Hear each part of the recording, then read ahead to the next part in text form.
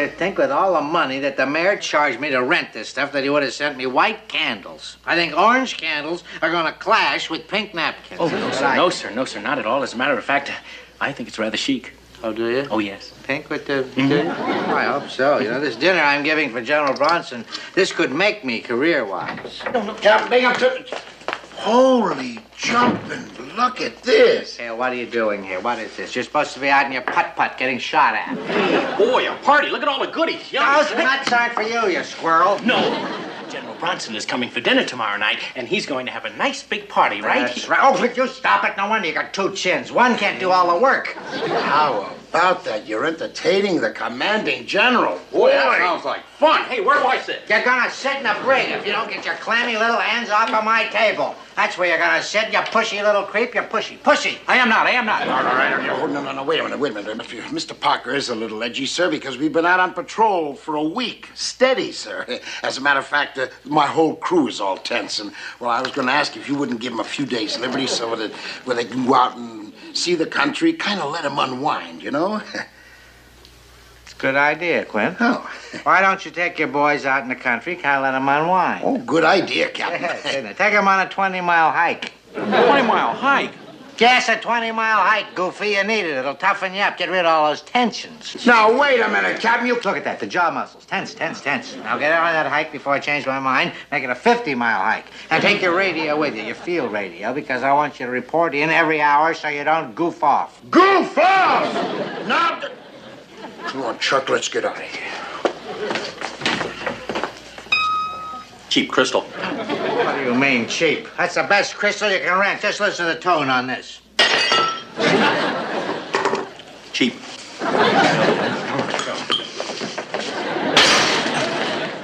Now who's tense? Wallace.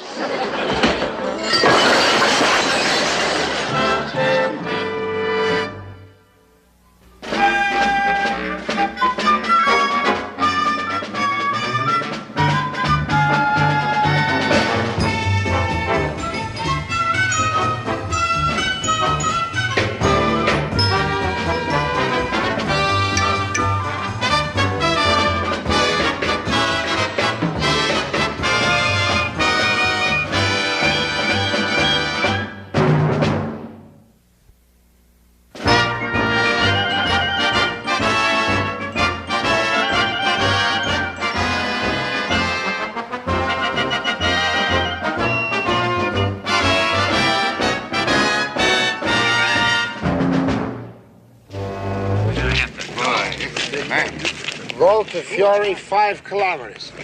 Holy mackerel, that's almost 3 miles. Come on, boys, take a break. Oh, thank you for that. I can hardly move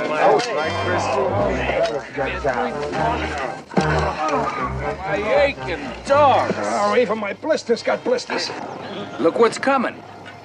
Skip, on behalf of all of us walking wounded, request permission to hitchhike. Come on, how about it, Skip? Give us a break. Red bottom will never know. Well, don't just sit there on your bottoms. Get on your tops and start hitchhiking. Well, I hope my mother never finds out about this. I thought I wouldn't ride with strangers. Charlie, wait a minute. Hey, amico, a lift in the town, huh? Hey, senor, buongiorno. How about a lift? Going our way? Hey, stop it, please. Buongiorno. Taxi, anyone? Food. Mules think I'm Italiano. Buongiorno. Fuji, are you out of your rice-picking mind? Where did you hijack this rig? Why not hijack, Skipper-san? Just borrow this to rescue pooped bodies. That's a boy, Hold it. Now listen, you samurai screwball. You take this right back where you found it on the double. Skip, you can't send them back. Why, if the MPs nab them, they might frown on a Japanese PW driving a hot mule cart. Yeah, he's right. All right. Now, you're gonna have to finish up the hike with us. All right, you bunch of pedestrians, floppy and... Shotgun! I'll shotgun you. Get in the back. I called it first. I yelled first. Up, dancer! Up, dancer! This ain't war, it's science fiction. Siamo qui, Volta Fiore. Siamo qui. Hey, get a load of that. Wow, look at that joint. Mamma mia.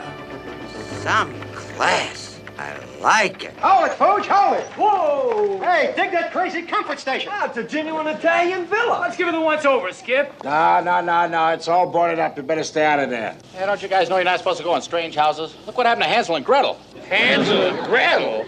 Yeah, remember they went in and they had the witch there and the cook... Oh, you guys really didn't want to know, huh? Look, Skip, what do you say? No harm if we go in and just relax a while, huh? Oh, yeah, Skip, the son's murder. All right, I don't suppose it'll hurt to take a look. Come on, let's go. Hey, how about this? Mamma mia. Man, what a mad pair. Huh? Rich or poor, it's nice to have money. Yeah. All right, now take it easy now. I don't want anything broken, you meatballs. Be careful. Oh, sorry, ma'am. I didn't know you were in there. Easy, lad, easy. Yeah, well, Skip, did you see she's, It's all right. It's okay. We're all big boys here. We had all our lectures. Hey, get a load of this chick. Some class, huh? She must be the owner of this lean-to. Tessa Francisca Diorizzi. No. It's Contessa Francesca Derezzi. Drezzi, huh? Yeah, I heard the villagers talking about her. When the war started, she moved to Naples. A real Contessa. Wow. Yeah, just think of all the royalty that's been in this place. Your Majesty! Charmed, I'm sure. Likewise, you can What a delightful little man. Banzais, paisans! Hey, look what I find! Hey! Nerve of that mare. Charging me 500 lira for breakage. Sir, there's a farmer outside waiting to see you. I don't care about that. Get busy and help me set the table here. When that Parker gets back from his hike, I'm going to take all this out of his hide. That's right. Sir, this farmer is very upset. It seems that somebody stole his mule cart, sir, and he wondered if you would My banquet table is a wreck, and you expect me to get worked up over a hijacked jackass? Sometimes I can just... Get out of here, you flea-bitten donkey driver. Oh, Colonel Harrigan. Well, do you always leave the troubled villagers cooling their heels outside, Captain? I must say, it doesn't speak too well for the military governor. Somebody waiting to see me outside? Well, I didn't know anybody. Why didn't you tell me there was somebody outside? Well, I did, sir. I told you there was a farmer outside. Oh, I guess I forgot to tell him. Well, planning a little bacchanal, Binghamton? Back in, oh, no. I'm just having a little briefing session here, a little staff meeting, and I'm serving some refreshments, you see. Binghamton, you've been on a looting binge again.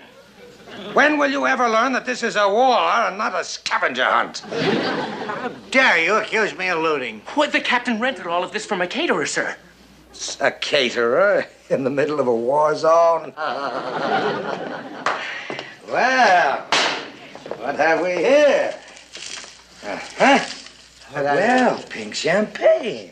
That I found it in the cellar. The Germans left that in the cellar, and I found it. You can't have it. Pink champagne. Vintage 1939. Oh, I was afraid of that. Afraid of what? 39 was a very bad year for champagne. That's not pink. That's rusty. And give me that back. Captain, don't you realize this bubbly's been poisoned? Poison? Well, what is the difference? As long as it tastes good, you get a little high. And But I don't care. Poison? Poison.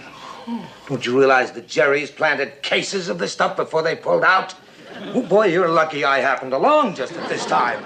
Stand back. I've got to get this stuff over to intelligence. Oh, what a treacherous trick. I had that all over with the... What if I'd serve this to the general?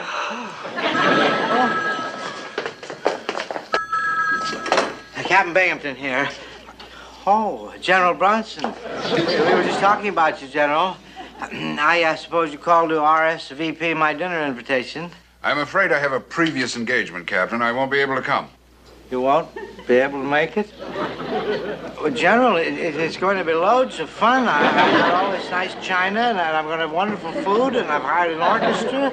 I've got 3 pieces, all accordions. Well, I'm sorry, Captain, but I'm going to Colonel Harrigan's dinner party tomorrow night. Colonel Harrigan is having a dinner the same night as... Right. I wouldn't miss it for the world. Harrigan always managed to have a bottle of my favorite pink champagne on hand. Pink champagne? Harrigan! But you can breathe easy. He took that poison champagne with him. Poison in my eye. Oh, excuse me, General. Something flew in my eye. I'll have to hang up now. Goodbye. Harrigan! Harrigan, you come back here with my my champagne, you thief! You turncoat. You let that rat Fink get out of here with my champagne. You've gone over to our enemy, the Army. Sir, believe me, I would... All right, talk. How much did he pay you to get that champagne? How much? Lieutenant Commander McHale calling Captain Binghamton. McHale to Captain Binghamton. You butt out of this, McHale. I'm talking to him. All right, tell me, how much? McHale to Captain Binghamton, are you there, sir? McHale, where are you? Quit playing hide and seek, and why aren't you hiding? Sir, he's on the radio there, sir, on the radio, reporting in his orders, sir. Well, I did. All right, McHale, make it snappy. Sir, we're about 6 miles north of Volta Fiore. It's hot and dusty. Oh, we're in awful bad shape. You've only gone 6 miles. Well, stop dogging it and get moving. I don't think we can make it, sir. Oh, my God, the men are passing out from the heat. Well, and we've run out of water. Water, cool, fresh water. Oh, Tinker, don't let him stay there, boys. Get his face out of the dirt. I don't think I have the strength, Skip. Hey, what are them birds flying around up there? Hey, they're vultures. Skip, let's get out of here. Water! Oh, have a heart, Captain. The men are passing out like flies. Well, please call off this death march. Negative, McHale. You're just a bunch of pantyweights. You need toughening up. Now keep on hiking. Hot So long, fellas. Sir, Radioman boss just passed out. Watch it. That bunch is coming in at him. Verge, get a rock. Hit him. Got him, Skip. Get up, boy, Verge. Good, oh, they killed the vulture. Shut up. Whose side are you on? But a vulture?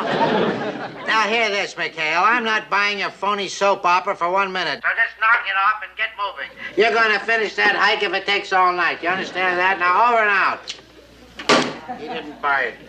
We gotta finish the hike. And I thought that was one of our better performances. I think I dented one of my wings. Now, let's go, you guys.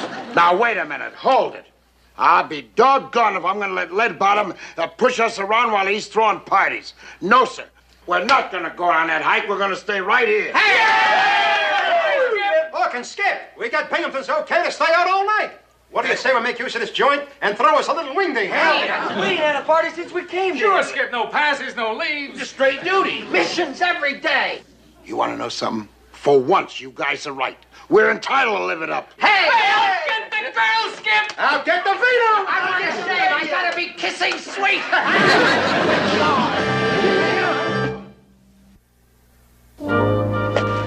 Must be some way I can get even.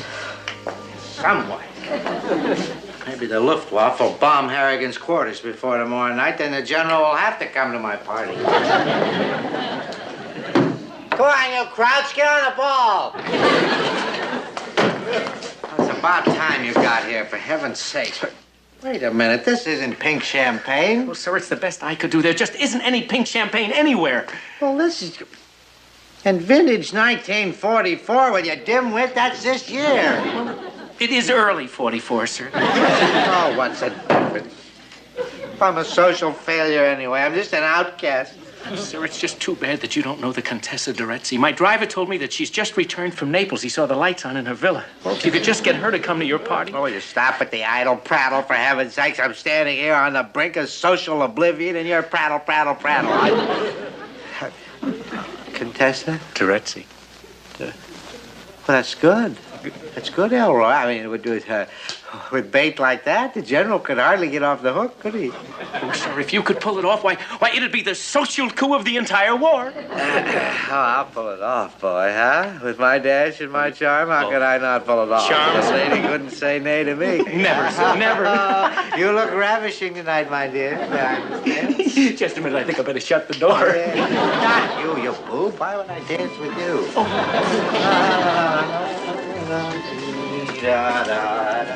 What are you staring at? You're not going to find your missing jackass in here.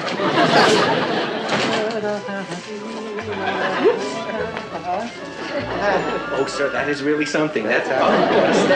Look at her.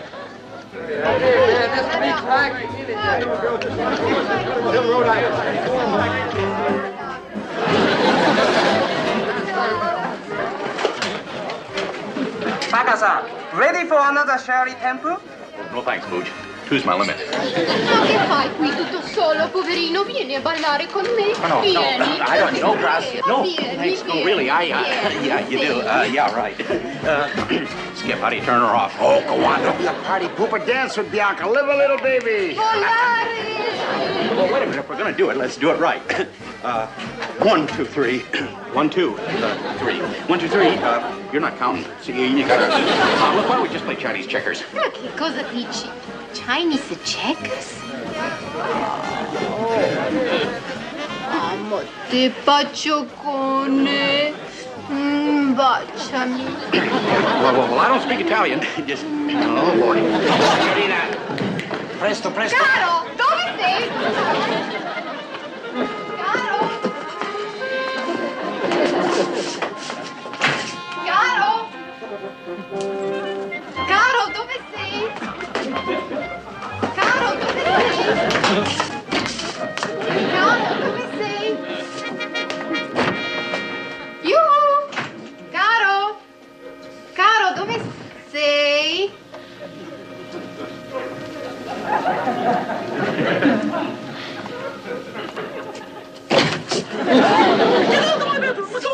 How dare you come into my bedroom?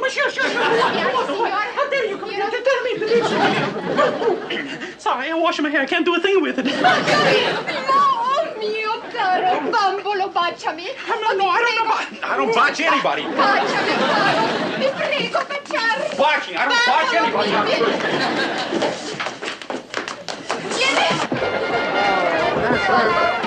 Somebody's at the door. Must be the rest of the girls. More girls? You gotta be kidding. Well, how many girls? I don't know. Maybe some are husbands. Who knows? There's the contestant. Holy jumping hand of the captain. We're trapped. McHale, you open that door. I saw you in there. McHale, open that door. That's the order. Let's get out of here. Let's sneak out the back way. Let's abandon ship. No. We've already had it. He's seen us. We Help! Save me! Help! Hey, Skip! Hold it. Don't worry about her. Worry about him, Captain Binghamton. Binghamton? Who invited him? Look, when you get out of the Contessa's rig, if lead bottom ever catches you in that get up, open that door. That's the order. Hey, wait a minute. What is it?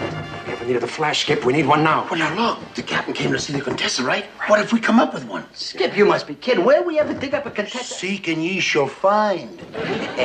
Your Highness, you'd better go up and get dressed. You don't want to keep your date waiting, do you? Wait a minute, Skip. Move! You better be good. Coming, Captain. Come on, get ready. Give me a room, you guys. Make it like a big party. Come on. Hurry up, let's go. Come on. Gucci, where you going? Lead bottom's outside. Hoi, Vic. Come on.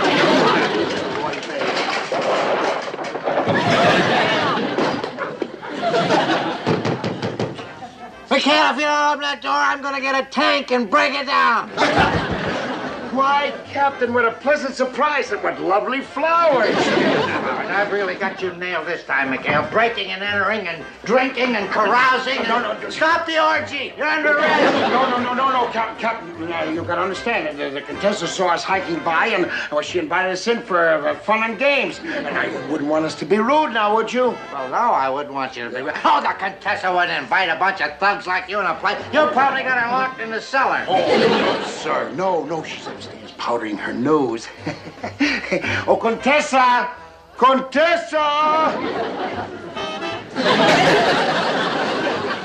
Somebody calling me? It's her.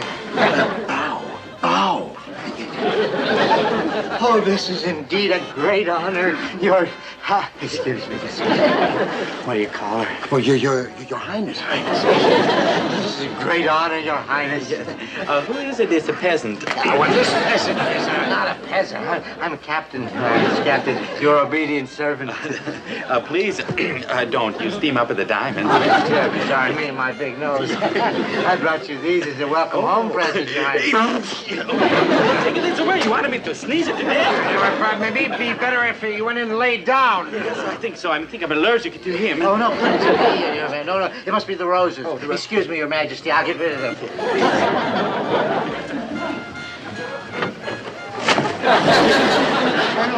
Colonel. Harrigan. Thanks, McHale. Colonel. Touché, Binghamton. Well, now that you've bedecked me with flowers, would you stand aside so I can pay my respects to the Countess? I'm very sorry, Colonel. You're too late. The Countess has gone to bed. Good night. Countess. I hope you will forgive my intruding.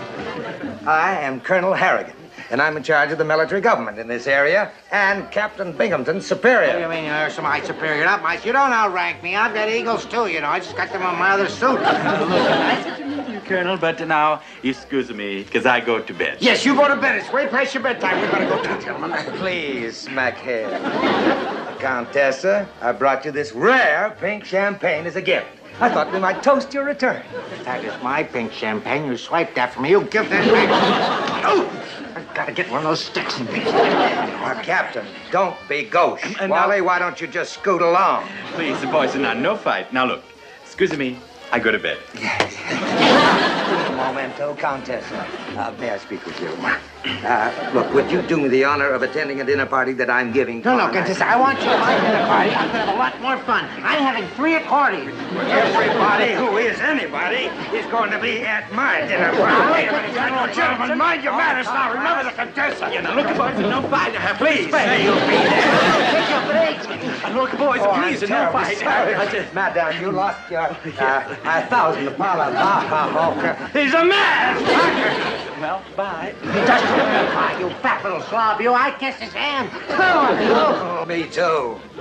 How dare you make a fool of me, Ensign? Oh, well, now, wait a minute. I can settle this argument. Why don't I go to both your parties? I don't want to sit my party. Well, now, Captain and Colonel, I can explain everything. It looks like we have more candidates for the court-martial.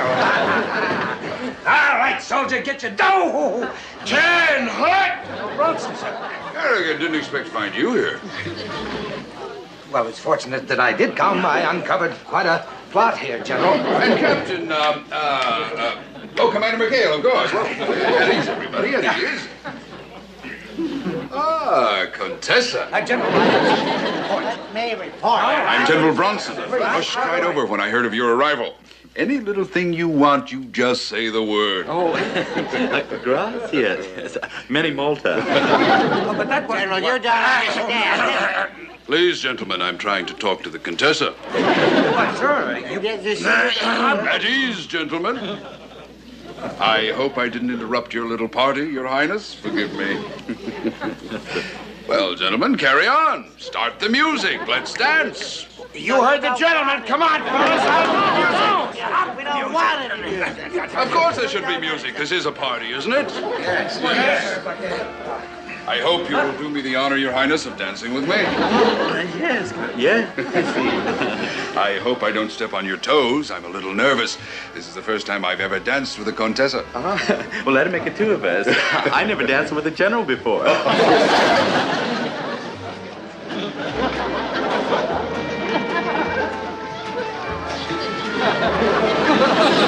It's a disgrace. Parker ought to be behind bars. It's outrageous. We've got to stop this. Oh, sure. By all means, you stop him. Now, which one of you is going to tell the general that he's dancing with an ensign?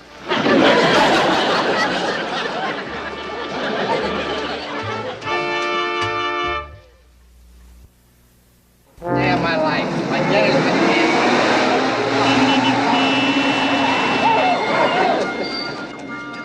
Boy, that was closer. Look, you're such an agile old man. You'll try to run me down.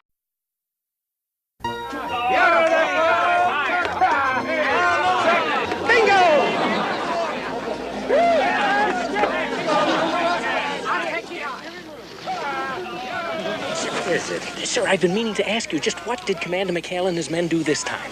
You read the general's directive, didn't you, about profiteering? Well, you can bet your life if there is any profiteering going on around here, McHale and his thugs are in the middle of it. Now, come on. On your toes. Yes, sir. Ow! On your toes, not my toes, you boo-boo. Hey, it's lead bottom. Hey, battle stations. Don't you get lost. Come on. Thing over. All right, now, men, as I was saying... what was I saying? This is a captured German Smiger automatic pistol. Well, now, if you'll watch closely... All right, everybody, this is a raid. You're all under arrest. Arrest? That's right, keep them covered. Yes, all sir. right, where are they? Where? Where's what, sir?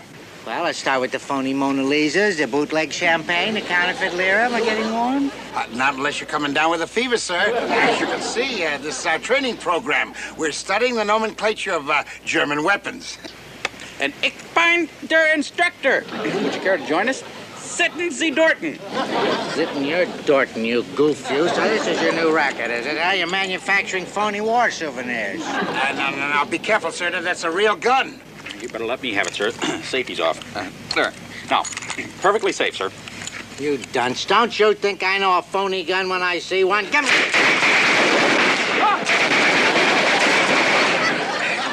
Oh, boy.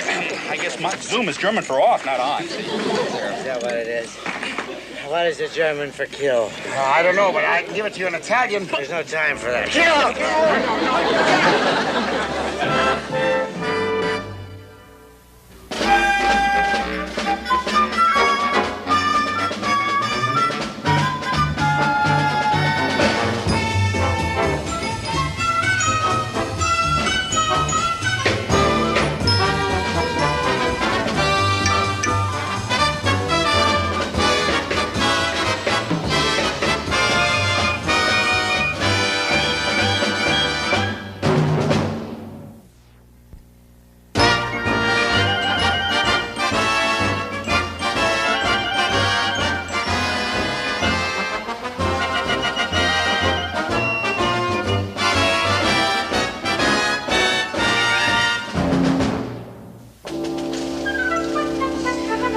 I tell you, Elroy, I've got to do something about McHale and his hoods. They're out to get me. They think I'm going to get the evidence on them and turn them over to the general. Well, I understand that, sir, but why are you celebrating? Who's celebrating, Indini? I'm not celebrating. I've sent for our conniving mayor, Signor Legato. I've got a little plan. It takes a thief to catch a thief. Oh, well, you're right, sir. I never thought of that, but you should know, after all, you're one of the biggest... Well, I mean... Oh, there's the mayor now. This black market champagne cost me plenty, but if it pops McHale out of my life, then it's worth it. This ought to warm the old fox up. Let him in. Yes, sir. Come in, paisano. Have a little drinky. Binghamton, what in tarnation's going on here? The devil did you get this champagne? A little Voltafiore welcome, General. Well, skip the champagne, Binghamton. I came by to discuss your communique on Commander McHale. I assume you have evidence to back up your accusations. Well, you see, Captain Binghamton, I got your message, and I come right away. Who do you want me to frame? Binghamton, who's this man? This is our framer, General, our picture framer. See, this picture of President Roosevelt. I have this, General, and I've wanted to get this decently framed for some time now. You want me to frame you, President? Senor Legato, this is General Brunson. He's our commanding general. He's going to crack down on all the profiteering in this area. Ah, si, capisco. You want a nicer frame. Well, I put a nicer frame and I bring it back Monday. Before I go, as the mayor of the town, Mario Lugato, I want to say that we are very proud of Capitano Binghamton, our military governor. We love him very much. They love me. That will be 500 lira for the love. I mean, for the picture frame. 500 lira to frame a picture? Oh, you... Oh, yes, 500 lira. Well, that's cheap. At twice the price, that's cheap. He's a wonderful fellow, the mayor. I hope you catch the profiteers, the terrible people. Arrivederci. Bye-bye. All right, now, Binghamton, let's get back to McHale. What proof do you have of his profiteering activities? And take this down, Major. Oh, yes, McHale. Well, I sneaked over to his area this morning, General, at 9 a.m. 0900. Oh, 0900. And they heard me coming. They heard him coming? And they got rid of the evidence. And they got rid of... Are you trying to tell me you don't have any evidence, any proof? Well, General, you don't understand this, man. You see, he's very sneaky, and he always... Binghamton! General, I've got a whole file on this man from the Pacific. Well, you see this. It'll knock you off your feet. Just get a load of this, John. Incorrigible. I have a complete dossier. Binghamton! Of all the incompetence and lame brain, getting me down here on a wild goose chase and then attacking me. Binghamton, I'm starting a dossier on you.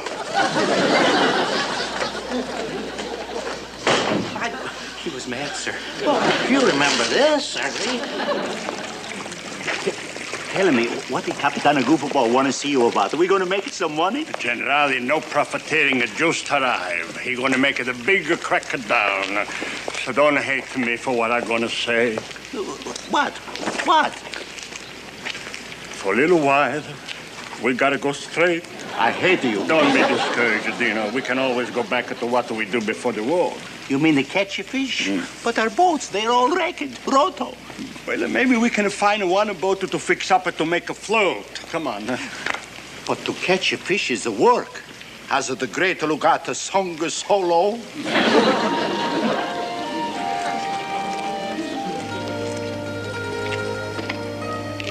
Into every great man's life, a little rain must fall.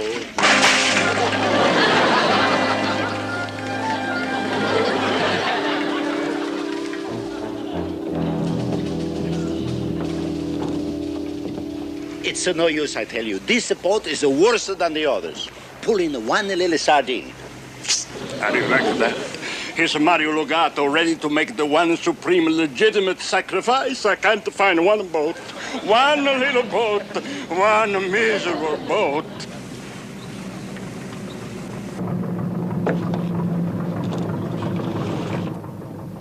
In all of Voltafiore, there should be one boat to...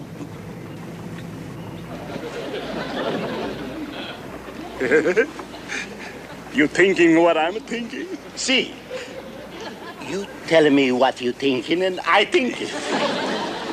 Chuck, I want you to stay here with the boat. Snap, I'm the guy who got us in all this trouble. Now, look, that's why I want you to stay here. Now, come on, you guys. Gargantua is waiting. I don't feel too good about this. You don't look too good. Come on, will you quit your trouble? I'll tell you one thing, I'm waiting on sight while you guys come on. Chris, stay with you. I'm going to be with you, Chris.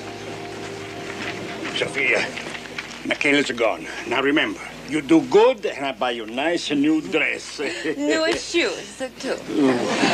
Okay. Va. Now, wait a minute, folks. Don't get too close to the boat. No, you're going to have to run along. Just run along.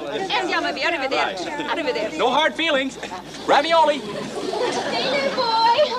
Sailor boy. Who, me? Oh, I'm in a distress. Yeah, I know. It's a very nice dress. Some of the guys noticed it. Oh, no. Distress. I'm in a big trouble. I lose the heel to my shoe. See? Oh, that's bad. I mean, no. I mean, that's good. I mean, what happened is bad. Oh, how fortunate we happened to meet. You sailor boys, you have everything. We have? Well, it just, You have a toolkit on board. You fix up for Sophia. Yeah, well, I don't know how to... Oh, wait a minute.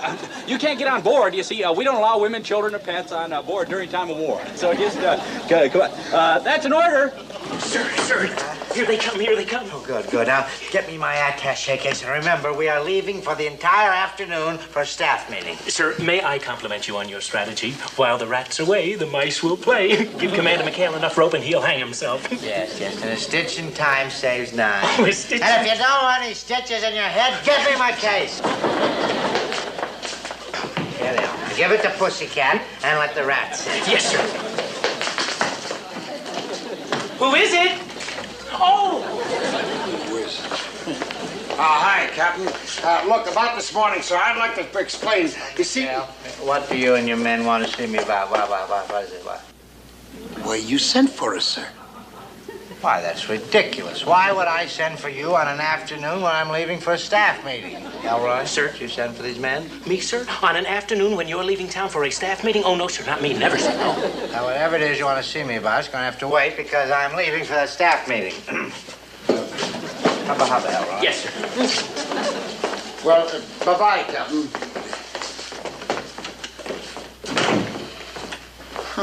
Boy, we sure got out of that easy. Yeah, thanks to that staff meeting. What staff meeting, Captain? Oh, the one this afternoon, Elroy. There's an awful lot of talk about a staff meeting here. There's something going on here I don't like. Go on, shoot. Oh, that's the trouble. My shoe. Without it, I cannot walk. See? Oh, senor, my apologies. I am sorry. Well, it's understandable, yes. Look, I'm an ensign in the United States Navy, so I just, at ease, where, look, no hugging. See, the hugging lamp is out. Just no hugging, like you say. Look, you're going to have to turn your engines off, because, engines! Hey! We're backing up! Hold it! Wow!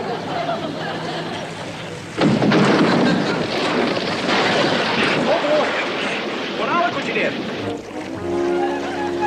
My face, it look shocked. See, your face look shocked. Ensign Parker, what have you done? I am shocked. See, look at his shock in the face. Now, wait a minute. Hold on. Don't try to run away, you hit and run driver. Get the number of the guilty boat.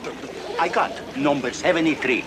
Now, I want to see your driver's license. Yeah, well, oh, boy, I'm really in trouble. My driver's license is only good in Ohio. Padron, here comes the McHale. Hey, what happened here? Thanks, Skip. Hey, Chuck! Come on. What happened? Well, you see, Skip, I'm going to tell you what happened. Your Ensign Parker, he just wrecked the only fishing boat in the whole village that could still afloat.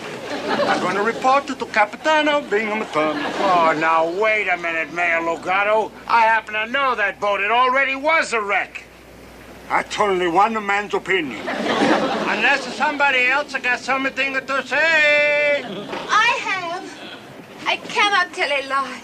I was illegally on the boat, and I accidentally pushed the button. What's she doing on the 73? Hey, Chuck, how'd she get on board?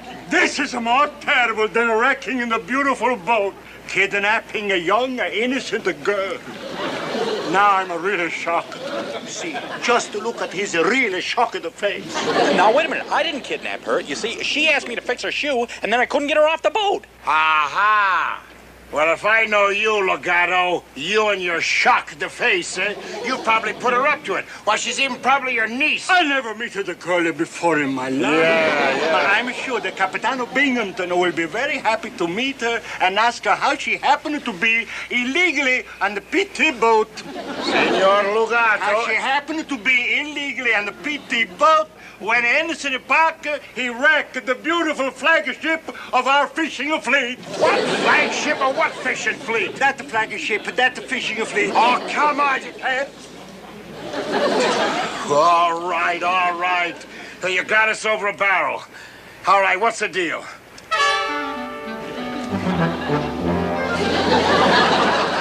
That's a beautiful boy. They look just like a real Italian fishing boat.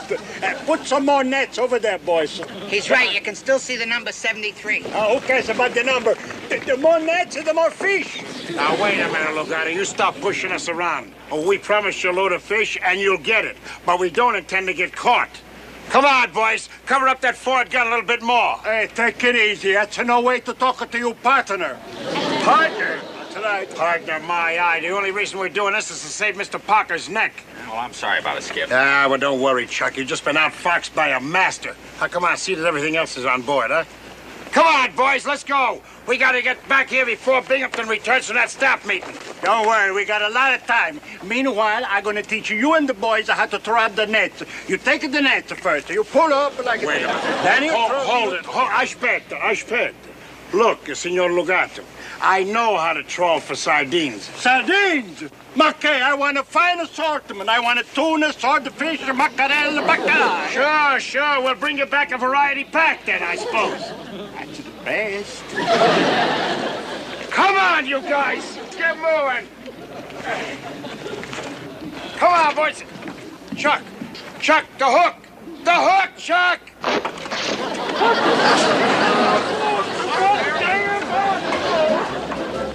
He's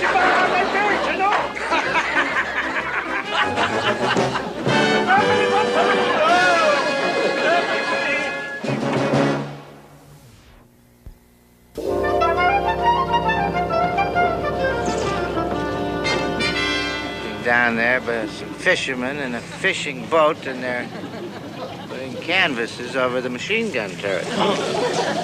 Machine gun turrets on a fishing boat? That's not a fishing boat. And those aren't fishermen. It's McHale and his ancient mariners. Oh, I've got them at last. Got them at what, sir? Don't you see? That's their racket. That's their racket. They're in the fish business with the mayor. Here, you better take a look, because I'm going to need you as a witness when I turn them over to General Bronson. Oh, yes, sir. Yes, sir. Oh, you're right, sir. You're right, sir. You really have got them this time, sir. Oh, congratulations. Sir, why would he leave without? I've got him, General. It's that sneak, McHale. I finally got him. I caught him profiteering. Profiteering? Are you sure this time? Oh, yes, I'm sure, General. I'm sure. And to make matters worse, you know, we've only got 4 PT boats here, and 3 of them are away on a mission. Binghamton. And you know what he's doing with the 4th one? He's using it as a fishing vessel. Binghamton, will you shut up? That Benedict Arnold has left our coast unguarded. Binghamton, you numbskull, you're not using the scramble phone. You just gave classified information to the enemy. They're probably listening to our every word.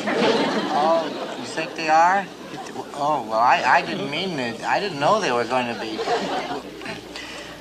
As long as I've got you on the line, what are we going to do about Mick you-know-who? Could you come over here right away? Well, yes, I intend to.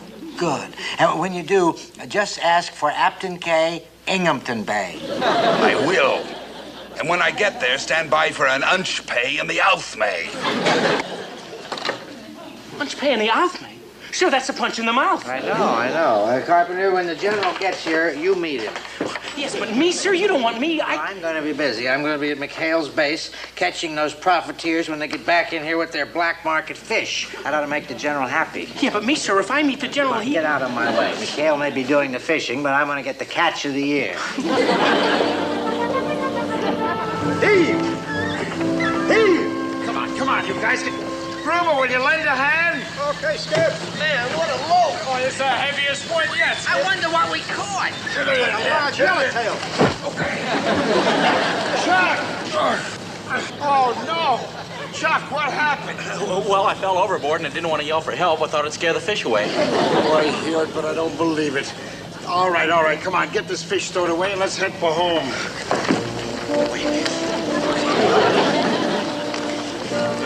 What kind of bait did you use, huh?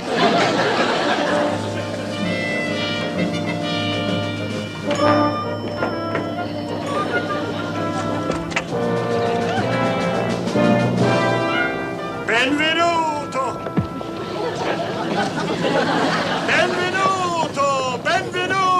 partners! Benvenuto! Welcome home, partners! Hey!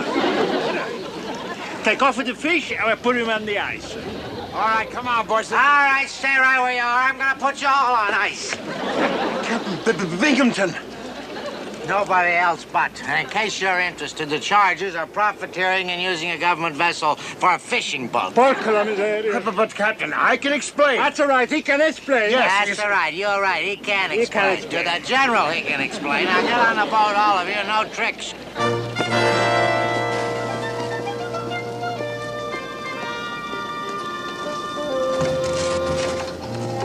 Where's that 90-day moron Binghamton? Getting to use a scramble phone. I hope for his sake that Jerry's didn't pick it up. Oh, begging your pardon, General, but I would say the odds were 1,000 to 1 against him. After all, why should they... Incoming mail, Internet! What's all of the boom, boom, boom? I don't know, but it sounds like it's coming from direction of town. Oh, knock it off, McHale's. It's another one of your tricks, and I'm not buying it. Holy jumping Hannah! Here, take a look. Does that look like a trick to you? Yeah, but they're shelling my town. What do you mean in your town? It's my town. Hey, Skip, there's a German sub off the port. Battle stations. Skip, we can't go into battle. We got a civilian on board, and that's against regulations. Hang the regulations. Battle stations, There, boys. McHale, let's get out of here. Reverse the engine. No, straight ahead. Stay with my town. Hold your tongue. I'm in charge. I know hold of my tongue. Why don't you two go below and go below? Make a boom, boom, boom. Go on, let me know when you come to a decision. Come on, you guys. Stand by. We're going in. And hold your fire. Hey, Skip, Skip, how come they haven't fired on us? Because they think we're a fishing boat, that's why. Burge, come on, clear off that gun. Gruber, stand by number 1. Oh, Skip, we can't. Number 1 tube is full of sardines. Well, stand by number 2 torpedo tube, then. Can't fire number 2, it's full of tuna. Holy mackerel, and what about 3? You guessed it, Skip. Mackerel. Well, doggone it, we're going in. And if we don't hit it with number 4, then we'll let them have it with the sardines. All right, group, stand by.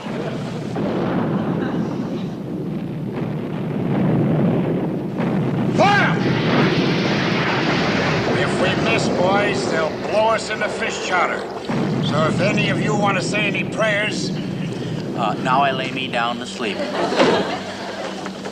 We still in discussion. Don't do anything till you hear from me. Now, another thing. 8, 9.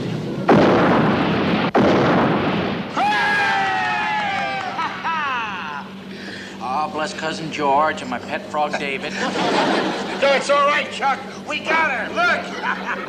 What's going on here? Who got what? I get distinct orders. We sank this up, Captain. Right Look. there. Oh, for... Here, Chuck, take the wheel. That's wonderful. You saved my town. I kiss you. Please, Mayor, not while I'm driving. All right, so you sunk a sub, so big deal. But you're still a profiteer, and you are still my prisoner. So turn this sardine can around and head for the town dock. You mean even after we did that, you're going to turn us in? That's right. You heard me. Turn it around, and that's an order. Chuck, turn it around. We're going home. Okay, Skipper. Dog, man overboard. What, man? It's only Binghamton. All hands full. Chuck, bring it around. What a war.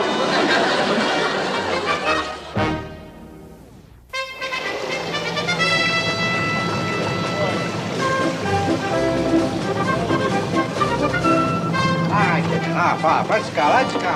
You too, Mayor. Let's go. Here we are, General. All right, everybody off. Here, General. Get the whole gang. Rounded up your profiteers. What profiteers?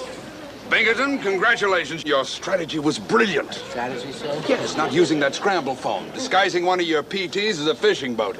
It bagged us that raider sub that's been terrorizing the coast. No, General, you don't understand. See, this was McHale's idea to disguise the boat because he's in... Oh, then it's McHale I should be congratulating. Oh, yes, sir, yes, sir. Well, I've been trying to explain to him, sir, but he wouldn't listen. And that was exactly our plan. General, don't pay any attention to them. I caught them. They're profiteers. I've got the evidence all below. It's a fish, General. Take a sniff of the fish. It's in the... Will you be quiet, Binghamton, and put that gun away? It's very ingenious, McHale. I'd like to take a look at this. We may use your...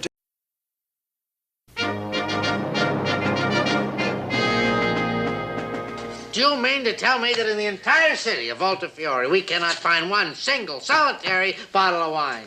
It's rough, sir. Well, it is going to get rougher.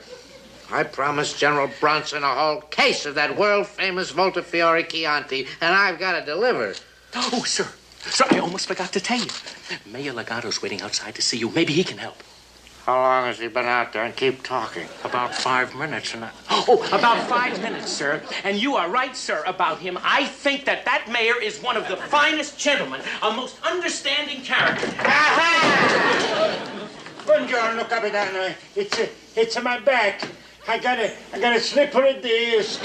Slippery is right, of all the underhanded, miserable listening at my keyhole. I absolutely, positively was not listening in your keyhole. And if you ask me here to insult me, you can... All right, come on in. I do have a bit of a problem. That's right. A case of wine for General Bronson. I thought you weren't listening at the... All right, what about the wine? Tell me. The wine of Voltafiore.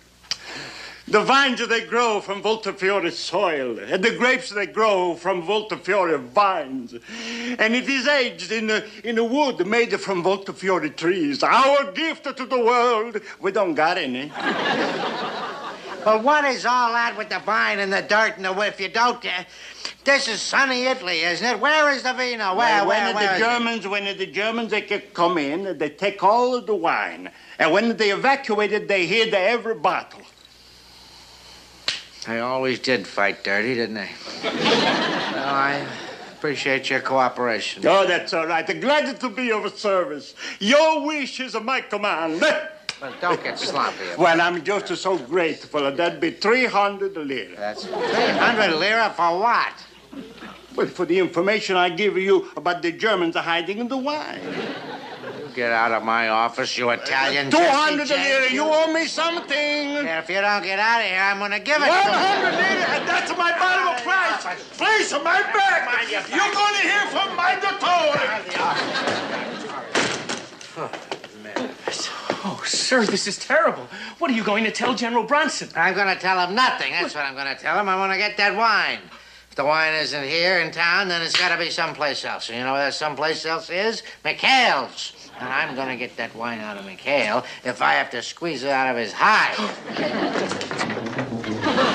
He attacked me. Oh, my back. My slippery disc. He attacked me. Assassin.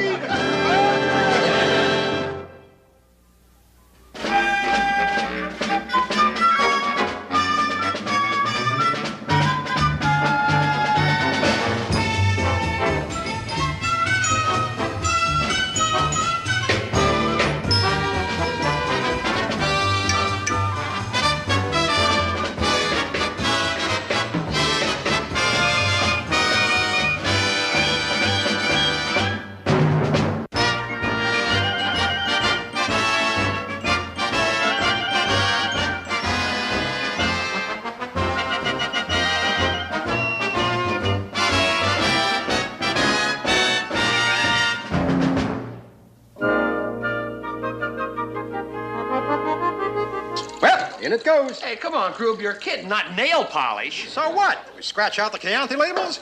Burgundy. A red one. What a green. Yeah. All right, what are you schlockmeisters up to now? Nothing, Skip. Let's get out of here like a small walk, fella. Hold it, hold it. Now, come here.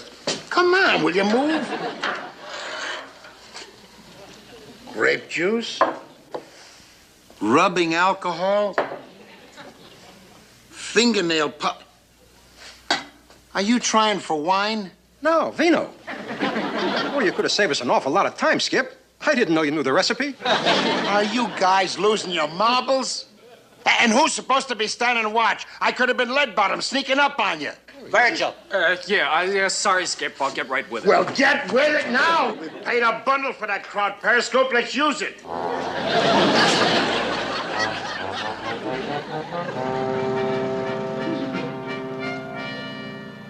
Sir, why are we stopping? You know, it's a funny thing. Every time I sneak up on McHale's base, I get the strangest feeling I'm being watched.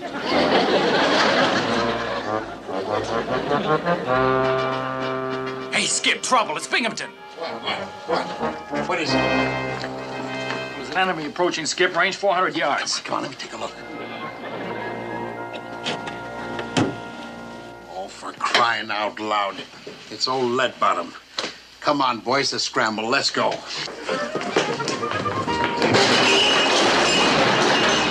There go the first week's profits. Oh, Mamma Mia! Chuck, hurry up. Binghamton's on his way in. Come on, make her the lecture, quick. But they just had a lecture. One they made up on, hanky thing. Come on.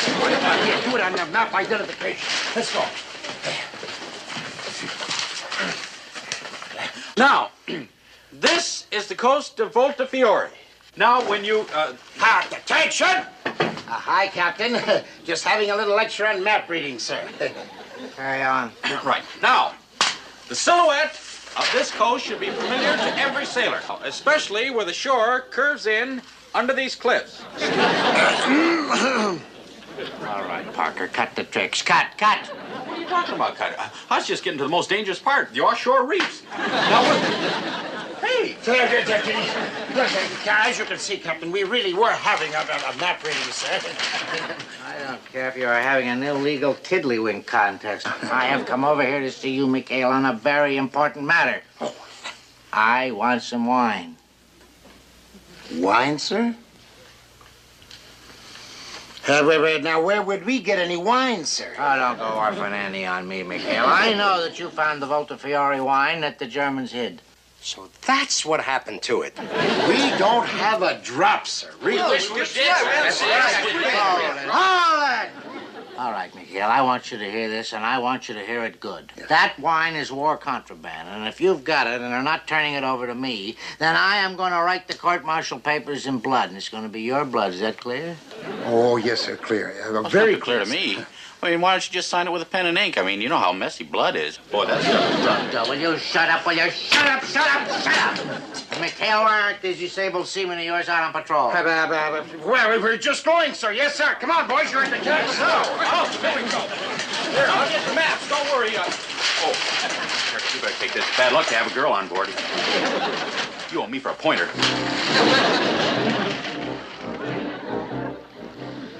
Oh, Betty, if you only knew what I have to go through.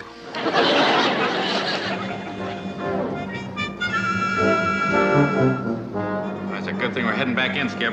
Low on fuel. Yeah. Are you sure you and your little old winemakers haven't been draining those tanks? Oh, honest, Skip. Besides, we tried it once. Ruined the bouquet. Okay, you guys, we're heading in. Let's look sharp. Holy Toledo. It's a German E-boat, boys. Battle stations. Okay, you heard it, Skip. Let's go. My turn. All right, boys, they're firing at us. Let them have it. Come on, open up. Come on, Birch. Shot, will you get out of there? Come on, Birch, open up. Okay, you heard it, Skip. Open up.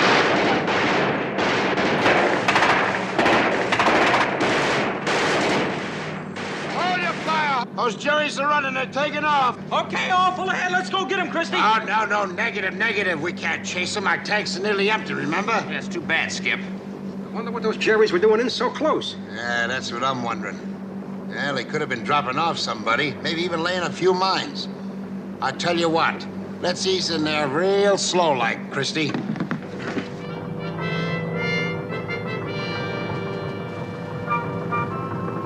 Easy, Christy, easy. All right, Skip. I don't see any mines here, Skip. Well, this is just about where those Jerrys were. Hey, hold her steady, Christy. I think I see something. Help! Chuck! Hey, come on, you guys. Haul them out of there. Help! Get them up out of there, will you? Hey, get me out of here, you guys. Keep them up. Help! I can't swim. Help! I'm drowning. Hey, help me, you guys. Help, I got water in my nose. Watch out for his leg, will you? Watch out for his leg. He does it, fellas. Easy. Are you okay, Mr. Parker? Yeah. Oh, boy. You sure? Yeah. Well, what do you got there, Chuck? I don't know. I found it when I was in the water. Well, here, let's take a look here. Give me a hand, boys. That's it. Hold it up. Easy. Look at that. What we found. Hey, what do you think it is? Wait a minute. Hold it. Wait a minute. Finders keepers.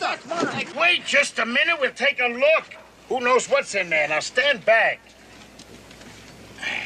Try this, Skip. No, I don't think I need a tank. Hey, Vino! I'm a security of Voltafiore. Hey, how about that? Well. Now, how about that is right?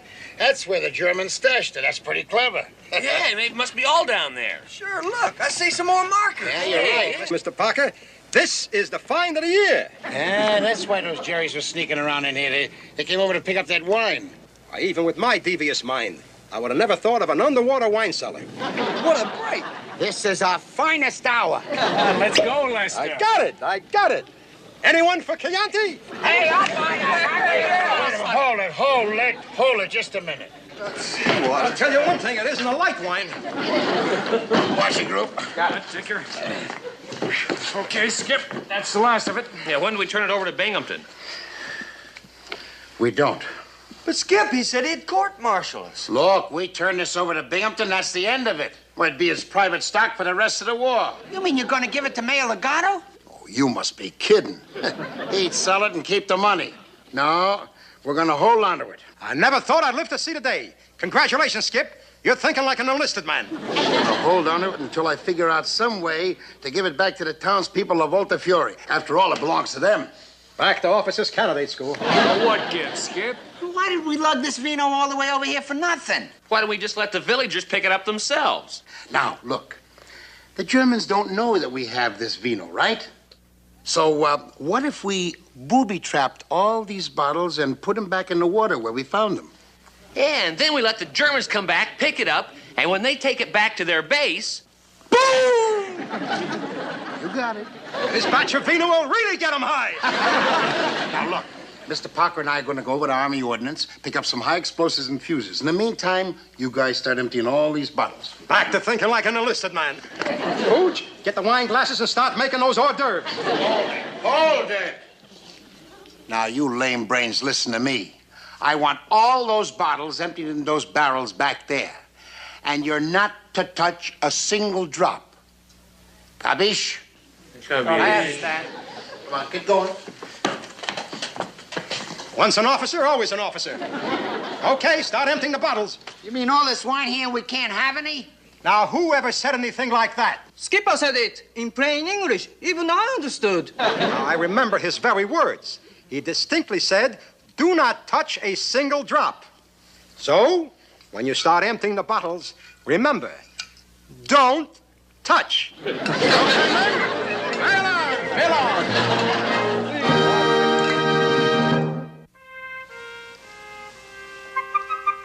All right, boys. This is the last of Dr. McHale's supercharged Chianti. The wine with the guaranteed kick. Now, I want you boys to take it down the beach. And for heaven's sake, be careful, will you? And don't jiggle those corks, you guys. One little touching. yeah, we know. Kaboom. Easy, easy. Well, Skip, I'm kind of nervous, so all the dynamite in those bottles. Permission to leave the room. Sure, Chuck. Oh, but first, I want you to do a little job here for me. Now, this is a list of the leading townspeople for our wine committee. I want you to ride in the town and, round them up, huh? Right, Skip. Forgot to give me a list. I tell you, Dino, we can make a fortune. Capitano Binghamton, he pay any price for case of wine. And if McHale and he... Whoop! Guardi. A Voltafiore bottle. They have found our wine. Be careful when you lay them down. Gently, gently. Don't worry. We know, Groob, we know. I've heard of Mickey's, but oh, brother. El Bacco. Just like I suspected. They found the wine in the hills, and now they hide in the ocean.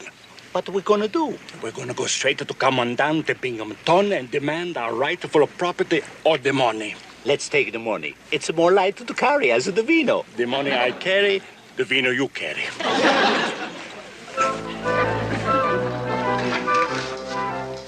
49 Via La Conda.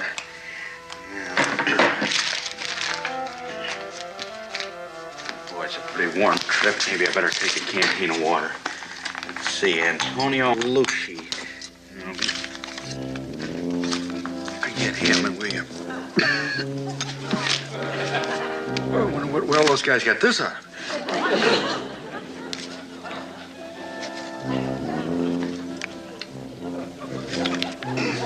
Boy, that's good water.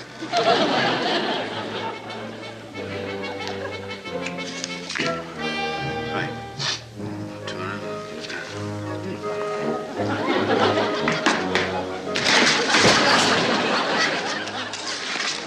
No. That's fixed.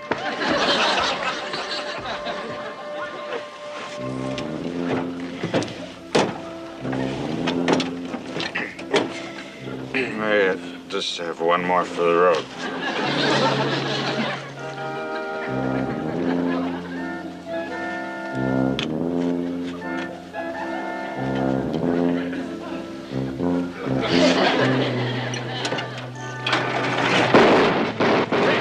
Oh, boy, there must be a German sniffer.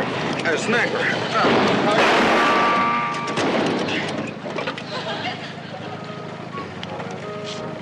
Must have got him. Well, town's that way. Here we go.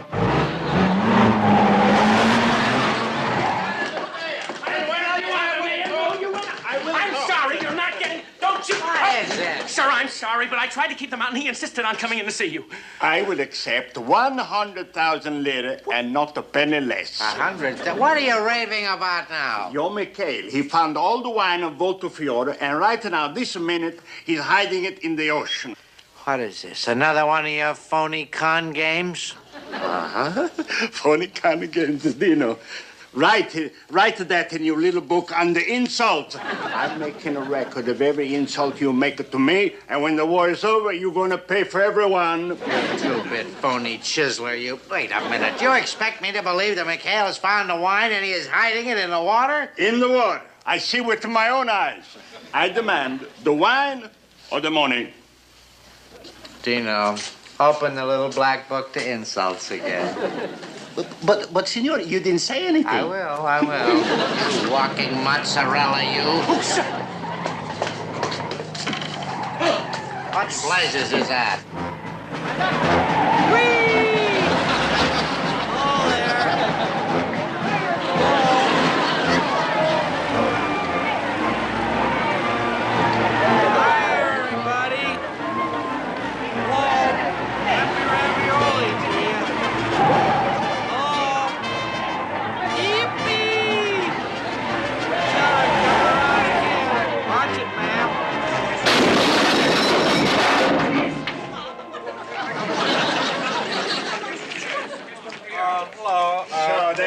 Found our wine, no vino. He's drunk. This is my living proof. Well, your living proof is going to wish you was dead because I... they made a mistake. This man is not drunk. Pardon me. Is your name Antonio Milsney? You say he's not drunk? No, he's suffering from combat fatigue. Since when did they put the combat fatigue in a canteen? This is Chianti fatigue. I can hardly believe it. Do you know what that is? That's insect repellent. Insect repellent. 1937 must have been a good year for mosquitoes and tsetse flies. Maybe I'm pronouncing it wrong. Maybe it's Milsney. M-A-N... Losney.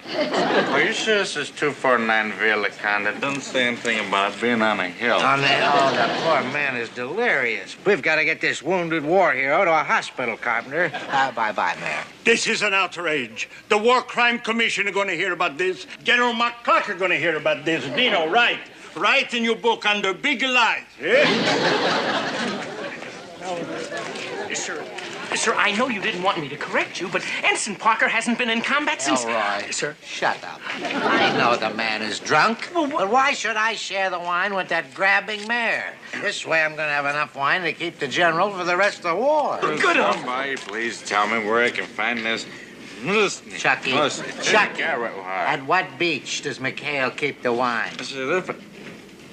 Is you, Bingy? Yes. Oh, hi. Hi. Oh, they're at Caprizio Beach, yeah. Hey, look, while we're all here, why don't we sing Wait Till the Sun Shines, Nellie? No, I don't know that. I know it, sir. He didn't ask you. Well, if he knows him, let him stay. Have you seen Antonio Melusi? Tell him I'm looking for him.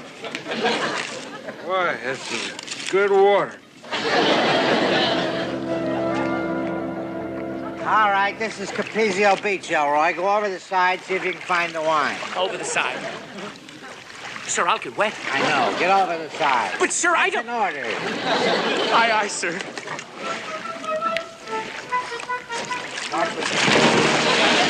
Don't splash like that. Be quiet. I've seen hippopotamuses that are more graceful.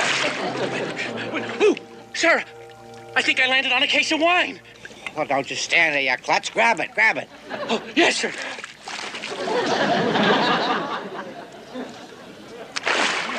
Sir, I got it. Oh, this is wonderful, Elroy. We found it. Yes, we did. I guess that makes us partners. That's nice.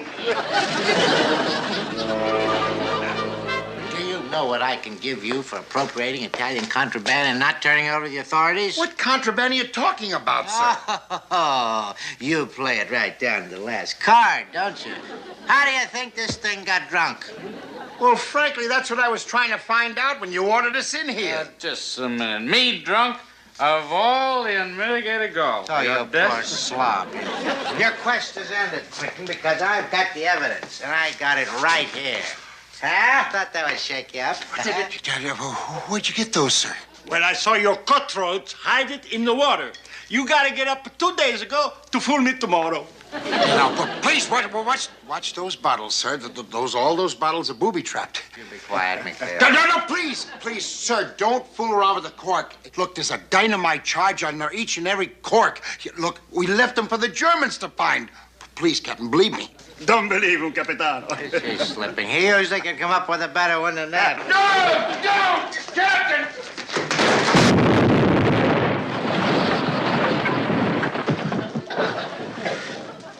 Hey, Perbacco.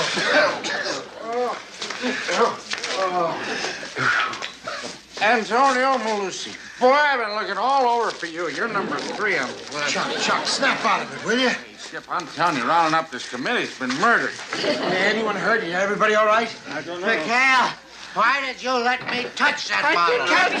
Sir, oh my goodness, what happened, sir?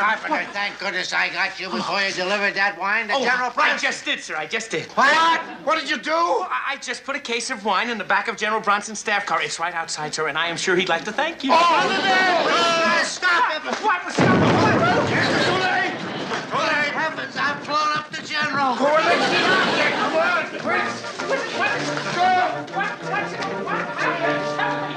Does anybody want to sing Wait Till the Sun Shines, Nellie?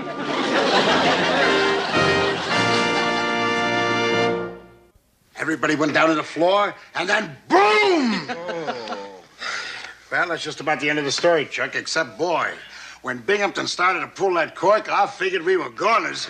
But the story sure has a happy ending. General The Bronson stifling heat blasted of lead bottom for chloroplast blowing up his Jeep. was a persistent antagonist, The only clinging to every soul and corner of the makeshift naval base, like a particularly determined barnacle, Commodore Beauregard Bumble, a man whose face permanently resided in a shade of apoplectic crimson, and whose uniform perpetually looked 2 sizes too small, found himself battling this adversary daily, usually from behind a desk pile precariously high with paperwork. His office, a corrugated iron box that magnified the island's humidity, smelled perpetually of stale cigars, desperation, and the faint, unsettling whiff of something organic slowly decomposing under the floorboards. He leaned back in his ancient, squeaky swivel chair, a defiant creak accompanying the move, and pointed a trembling, cigar-clenched finger at Lieutenant Quentin K. Quickstep, young, earnest, and possessing the unfortunate habit of always being precisely where Commodore Bumble least wanted him to be. Lieutenant Quickstep stood ramrod straight, his eyes fixed on some point just beyond the Commodore's ear, as if anticipating a sudden, aerial attack of classified documents. Lieutenant Quickstep, Bumble bellowed, the sound ricocheting off the tin walls, causing a startled parrot outside to squawk in protest. I believe I just articulated a profound sentiment of, shall we say, astonishment, a guttural, primal exclamation of the utterly unexpected, a cascading chorus of, and I quote, from the deepest chambers of my beleaguered soul, wow, wow, wow, wow. He slammed the unlit cigar onto his desk, a gesture that sent a fresh cascade of dust motes dancing in the single shaft of sunlight filtering through a grimy window pane. And what, pray tell, provoked such an ungentlemanly yet deeply felt expression of profound incredulity, Lieutenant? None other than the critical, indispensable, utterly vital, and frankly baffling requisition for garter belts. Garter belts? Quickstep, you, sir, are the supply officer here.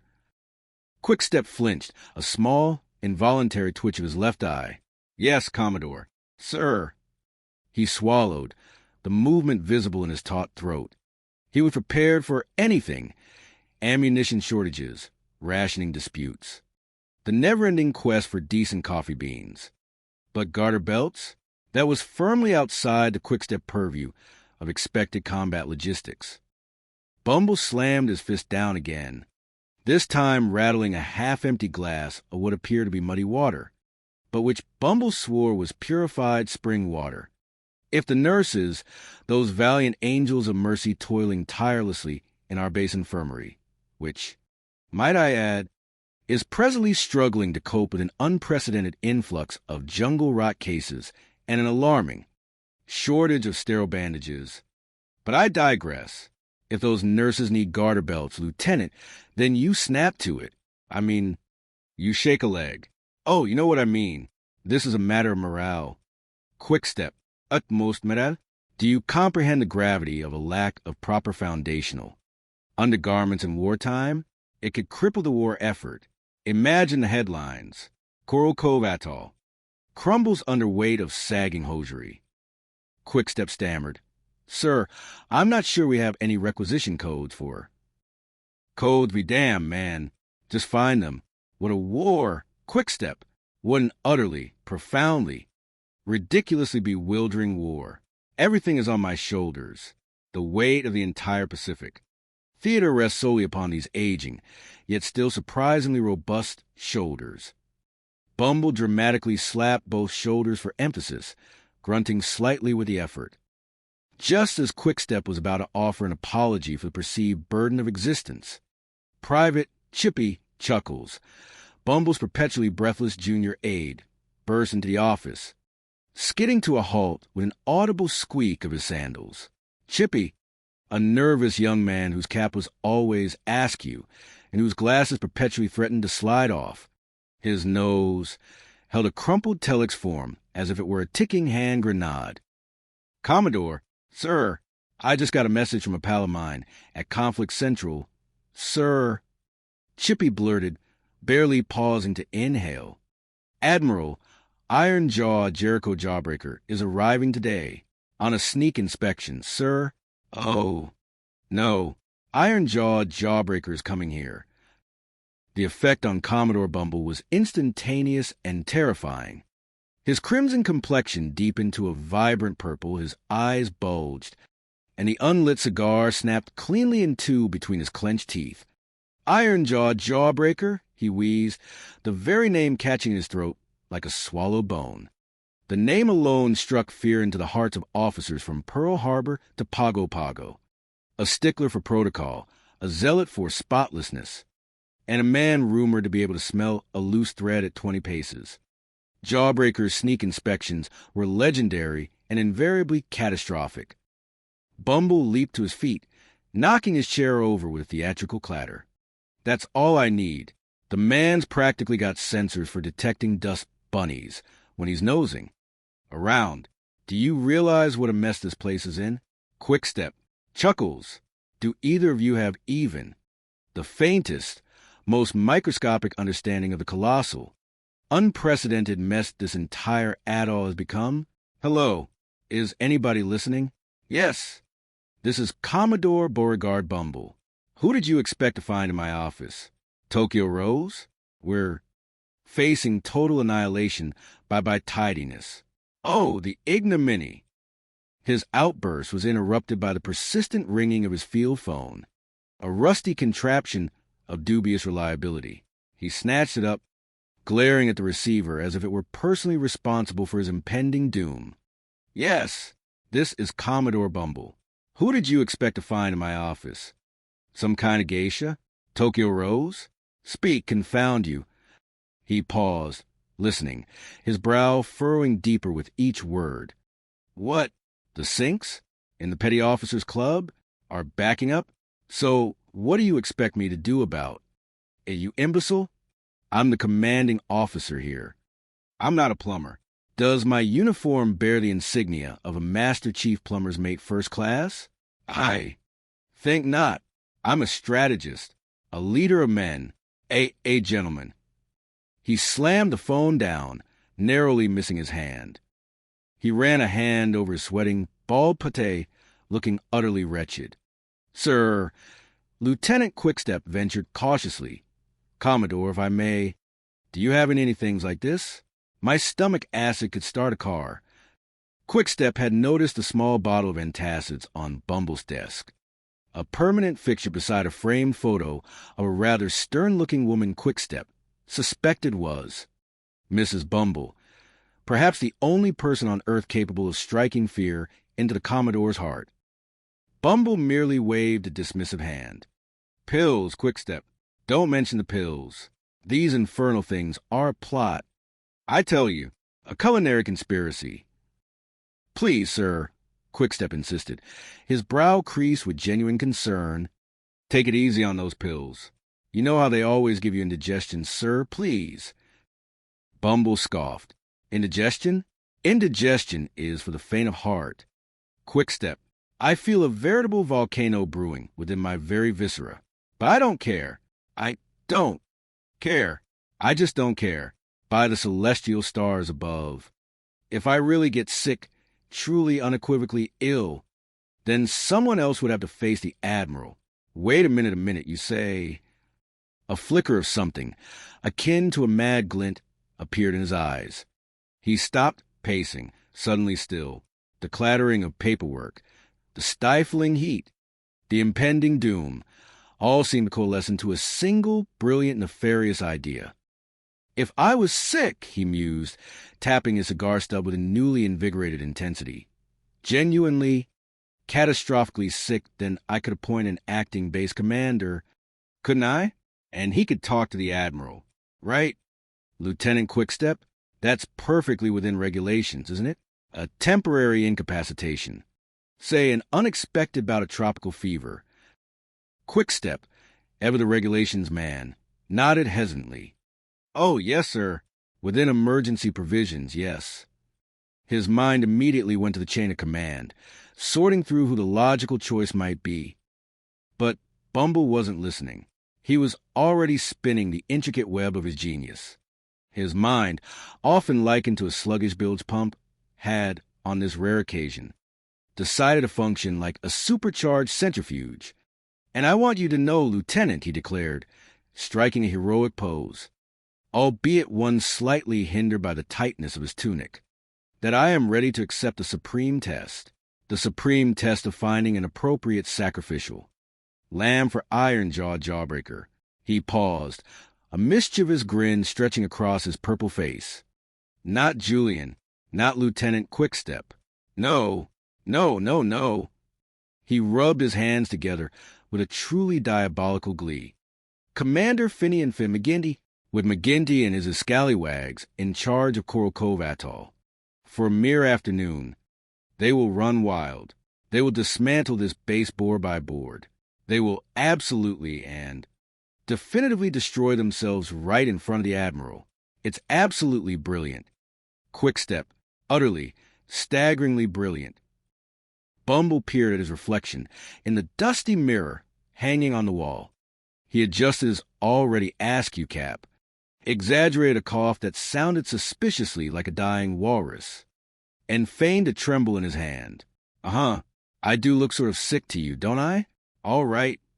He tilted his head, adopting what he believed was a look of profound, feverish debilitation.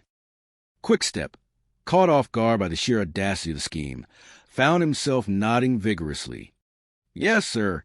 Terribly sick, sir. Don't you think you'd better call the medic? Right away. Sir, with haste. He even added an extra, earnest emphasis to the terribly sick part, trying to match the Commodore's dramatic flair. Excellent, Quickstep. My boy. On the double. Bumble's voice cracked theatrically. Chippy, Chippy, he yelled, attempting to appear faint.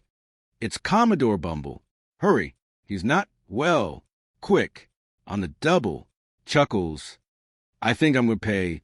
His voice trailed off, his eyes rolling back in his head with an entirely unconvincing lurch.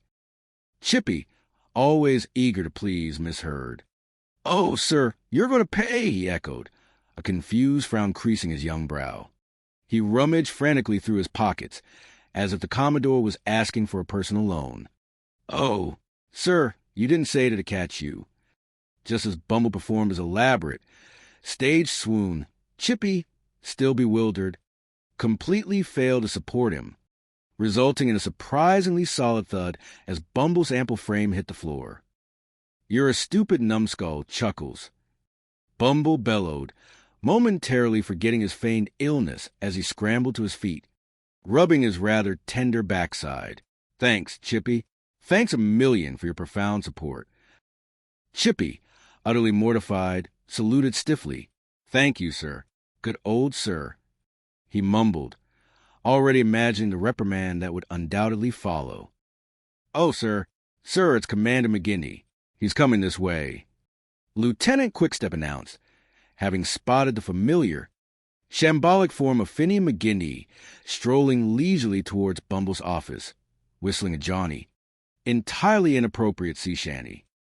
Bumble, hearing this, immediately reassumed his role, a beatific, if somewhat manic, smile spreading across his face. He even managed to produce a faint, pathetic moan. "How good. This is going to be one of the happiest illnesses of my life."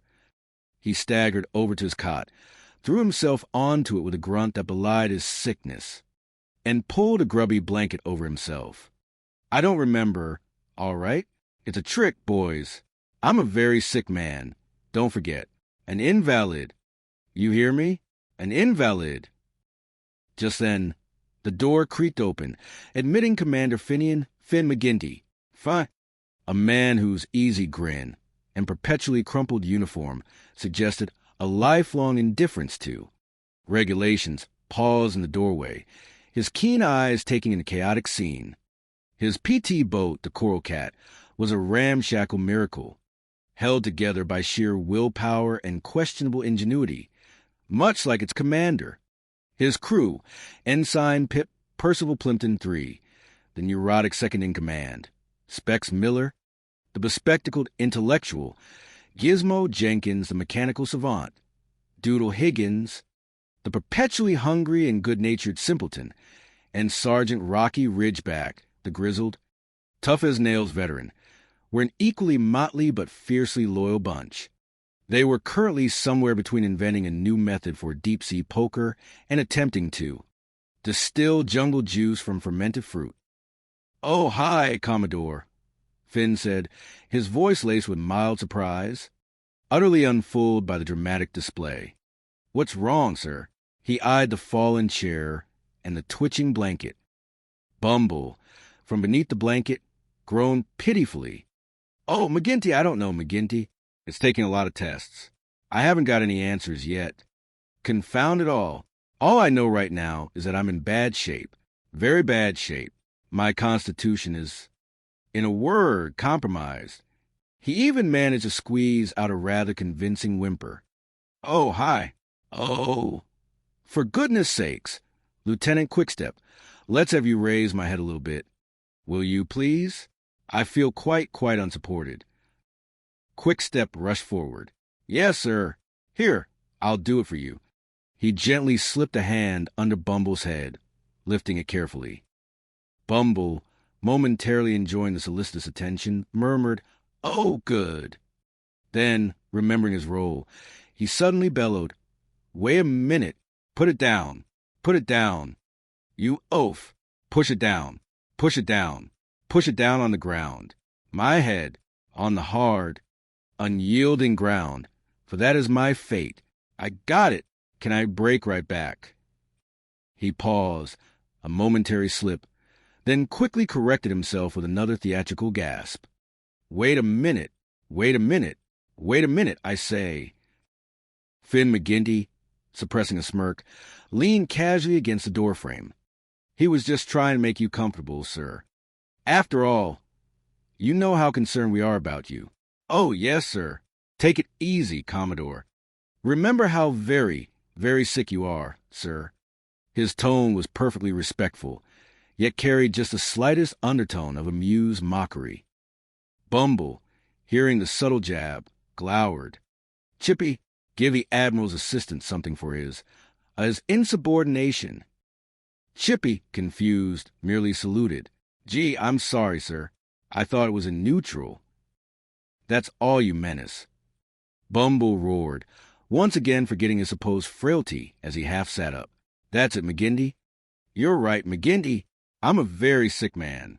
The medics don't know how long I'm going to be in here. So, while I'm away, I'm going to have to appoint an acting base commander.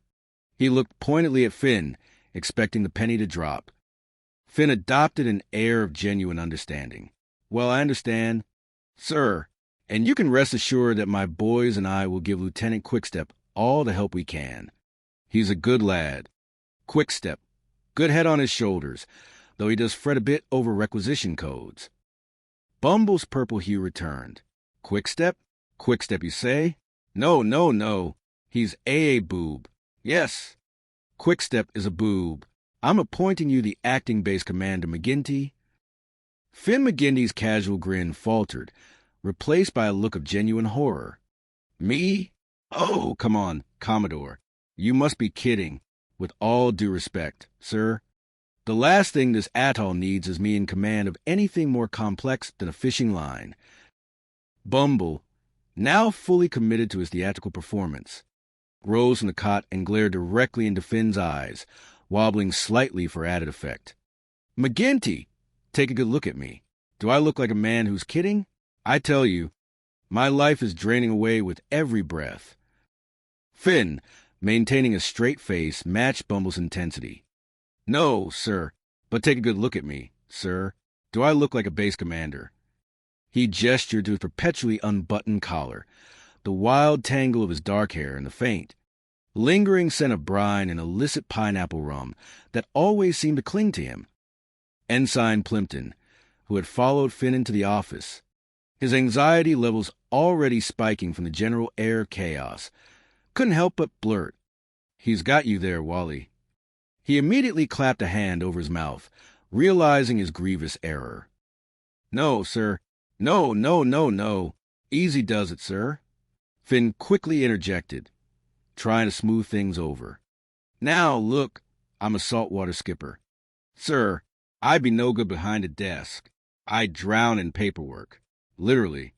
He even performed a little pantomime of struggling to swim through stacks of imaginary forms. Bumble, however, was impervious. McGinty, I wouldn't think of asking you to take on a big assignment like this without some help. So, I'm appointing Plimpton here, acting executive officer. Ensign Pip Percival Plimpton III, whose career aspirations rarely extended beyond successfully completing a spreadsheet, nearly fainted on the spot. Oh, boy. Did you hear that, Skipper? Acting executive officer. Thanks. Commodore, you'll never regret this. I think, maybe. Bumble merely waved his hand grandly. I know. Here you are, McGinty.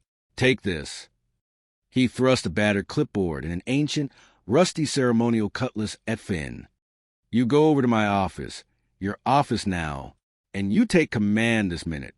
That's an order. Commander. Oh, but Commodore, sir. Finn began, still trying to grasp the enormity of this calamity. Out. Bumble shrieked, shooing them from his office with the fervor of a man swatting a particularly bothersome fly. Now, Quickstep, you know what to do. My cot needs plump in.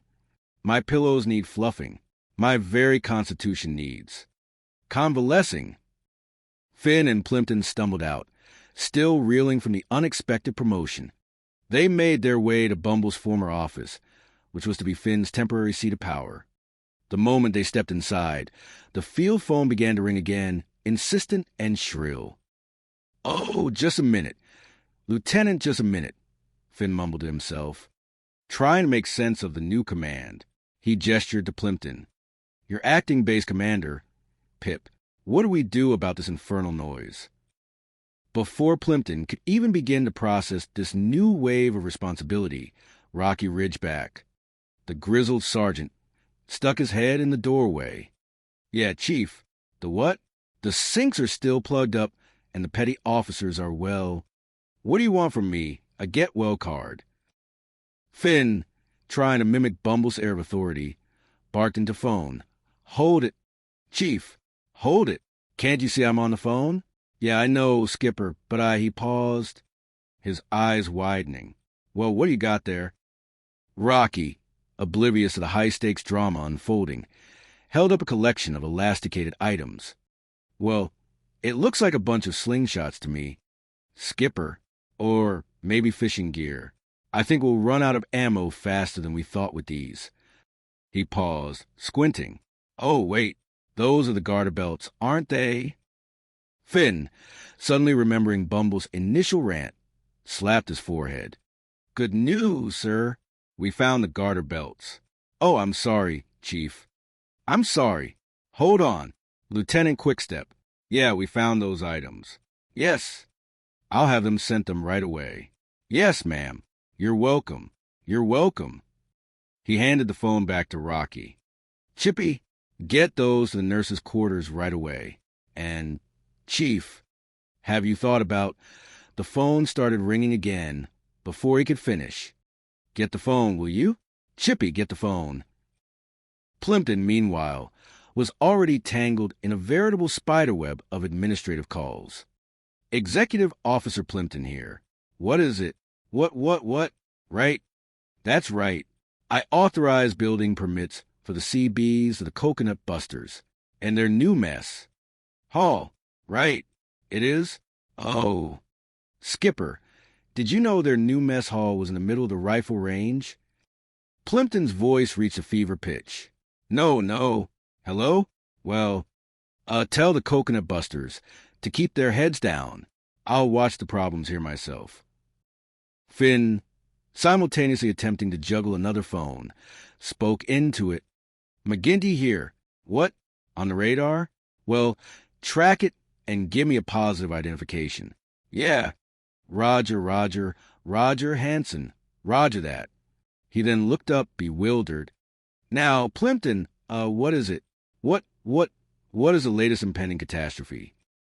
At that moment, Doodle Higgins, McGinty's eternally cheerful and somewhat rotund torpedo man, wandered into the office, carrying a half-eaten coconut and a wide, innocent grin.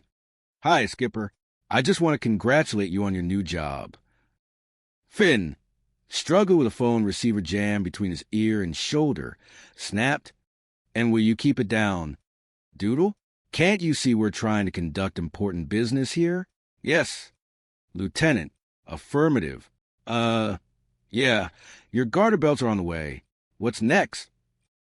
Doodle, completely unfazed, plowed on. Skipper, the boys were not willing to ask your permission to throw a little shindig tonight.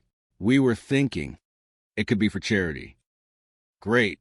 That's what we need around here, is a little action. Finn boomed into the phone, his face lighting up. Action, morale, positive engagement. I knew you'd say that, Skip. Doodle beamed. And we can rake in a pile of dough because... You nincompoop. Plimpton shrieked, his already fragile nerves fraying under the strain. Can't you see we're busy? Shove off, will you, boy? Yeah, you're the skipper. Get out. Out. And we got your okay, Skip? Doodle asked, already halfway out the door. Finn, still beaming, yelled, As far as I'm concerned, you tell those boys. Full speed ahead. A full-on celebration of military might and convivial spirit. That's an order. Thank a million. Skip, to the moon. Doodle chirped, before vanishing as quickly as he appeared. Finn sighed, rubbing his temples. Keep me close, then, Plimpton. Plimpton, buried under a pile of requisitions, replied mournfully, Oh, I sure will. Skipper, I sure will. The chaos only escalated. Okay, Chippy, we got to scramble. Boy, PT-46 is hot on the tail of a nip sub. Finn yelled into another phone, then grabbed a pair of binoculars. Hey, incidentally, what a group of one, what's the identification on that submarine? Oh, I don't know, Skipper. Chippy's muffled voice came back. I was busy with a supply list. They just reported sub. A very submarine-wise sub. Finn threw his hands up in despair. Hello. Yeah, hello. He slapped the receiver back onto its cradle. This is a madhouse, Pip. A glorious, beautiful, utterly insane madhouse. Meanwhile, unbeknownst to the newly appointed temporary high command, the other members of Finn McGinty's crew were already well underway with Doodle's shindig plans. Gizmo Jenkins, the crew's mechanical genius, and Specs Miller, the scholarly one, were hastily arranging a display. Let's go, Gizmo. Press up the storefront. We're in business, Specs urged, struggling with a brightly colored sarong draped across a makeshift stall made of salvage crates and palm fronds. You mean that skipper said it's okay, Specs? Gizmo asked, wiping sweat from his brow. You bet, his exact words were. Tell the boys my orders are all a head full. Is that a base commander, or is that a base commander?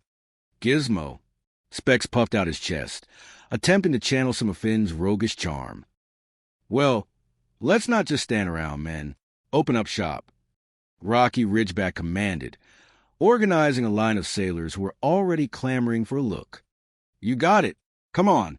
Careful. Careful with the booze. Doodle, don't spill any of that precious jungle juice. Good, good, good. Come, come, come. You're all looking at me. Come on. Whoa, whoa, whoa. Doodle, meanwhile, was carefully balancing a tray of particularly potent homemade cocktails, wobbling precariously. Well, let's go. Take those crumbs. Rocky then grabbed a megaphone. Yeah, me and my lawnmower. Let's go. Hang those garlands. All right, men. Get your money ready. The most fantastic wingding of the year is about to start. Give a little. Sample, girls. That's enough. That's enough. That's too much. Come right this way. Beautiful. Beautiful. There they go, wiggling their way right into my propaganda. Oh, this is going to be spectacular. Back in his sick bay, Commodore Bumble, despite his self-imposed incapacitation, was keeping a close eye on the proceedings through a set of high-powered binoculars aimed squarely at McGinty's newly occupied office. Sure, he's on his way in. Elroy, Admiral Iron Jaw Jawbreaker. His plane will touch down in a few minutes, sir. Good, good, good. McGinty, the scoundrel, is as good as dead. The lost boys of Coral Cove Atoll didn't let me down, Elroy. Private Mort's Myrtle, Bumble's personal aide and general whipping boy, was hovering nearby, trying to look helpful while simultaneously remaining as inconspicuous as possible. Well, sir, I suppose they are, well, a little boisterous, sir. Boisterous, Myrtle? Bumble cackled, a dry, rasping sound. They've turned Coral Cove Atoll into a regular Roman orgy, complete with half-dressed girls and everything. It's beyond magnificent, beyond boisterous. It's precisely what Iron Jaw Jawbreaker abhors. He'll have McGinty strung up by his own bootlaces. Myrtle, whose concept of a Roman orgy was probably based on a faded picture in a history book, looked intrigued. Oh, sir, may I go take a look? Just for, research purposes. Bumble spun around, his fake frailty momentarily forgotten. Control yourself, Lieutenant. What's the matter with you? Man, are you suggesting you have the stomach for such debauchery? Lieutenant Nurse Amelia Wilson should be arriving at McGinty's quarters every minute now. Another nail in McGinty's coffin. Elroy, another perfectly placed, meticulously planned, incontrovertible nail. Myrtle blinked. Lieutenant Nurse Wilson, sir? But what's a nurse going to do to Commander McGinty's career, sir? Bumble merely gave a conspiratorial wink. Oh, you'll see, Elroy. You'll see. Meanwhile, back at Finn's new command center, Ensign Plimpton was frankly trying to clear a path through the burgeoning pile of incoming messages. Yeah. Chippy, have this sent over to maintenance, will you? Oh, yeah. All right. All sailor. I mean nurse. All right. He stammered as Lieutenant Nurse Amelia Wilson, a strikingly composed and intelligent woman in a crisp, if somewhat wilting uniform, walked into the office. She carried herself with an air of professional efficiency that stood in stark contrast to the rapidly descending chaos around Finn and Plimpton. "Pretty nice time to press what you have there," she remarked, observing the disorganized state of the desk. "Lieutenant Wilson, what are you doing here?" she asked Finn, who was momentarily dumbfounded by her presence. She then added pointedly, "And you're out of uniform, Commander McGinty." Finn, caught off guard, stumbled over his words. "Out of uniform? What? Oh, well, I mean not by choice, of course. Lieutenant, it's as part of the mission." Lieutenant Wilson simply raised a perfectly arched eyebrow. "Commodore Bumble thinks you've been working too hard, Commander, and he sent me over to take you for a swim. He seemed very concerned about your mental well-being." Finn's eyes narrowed. "Commodore Bumble? Concerned about my health? Huh, that'll be the day. There's something fishy going on around here, Lieutenant. Very, very fishy, and it smells suspiciously like rotting cod." He suddenly snapped his fingers. "Here, Plimpton, Matt McGinty's beach office. Huh, check, yeah, right. Okay, nice tip." Plimpton, who was meticulously scribbling notes, looked up, bewildered. No.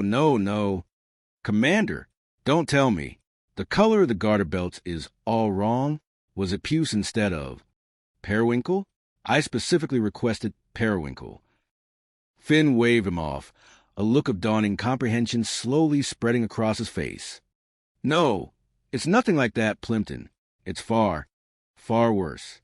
Admiral Jawbreaker's plane just landed. He's on his way over here in a jeep." "Oh, well, if that's all it is, then Plimpton started before the words registered. Iron-jawed Jawbreaker's coming here? Oh, no, you don't suppose there's a sneak inspection here? Commander, now I get it. That Bumble is all.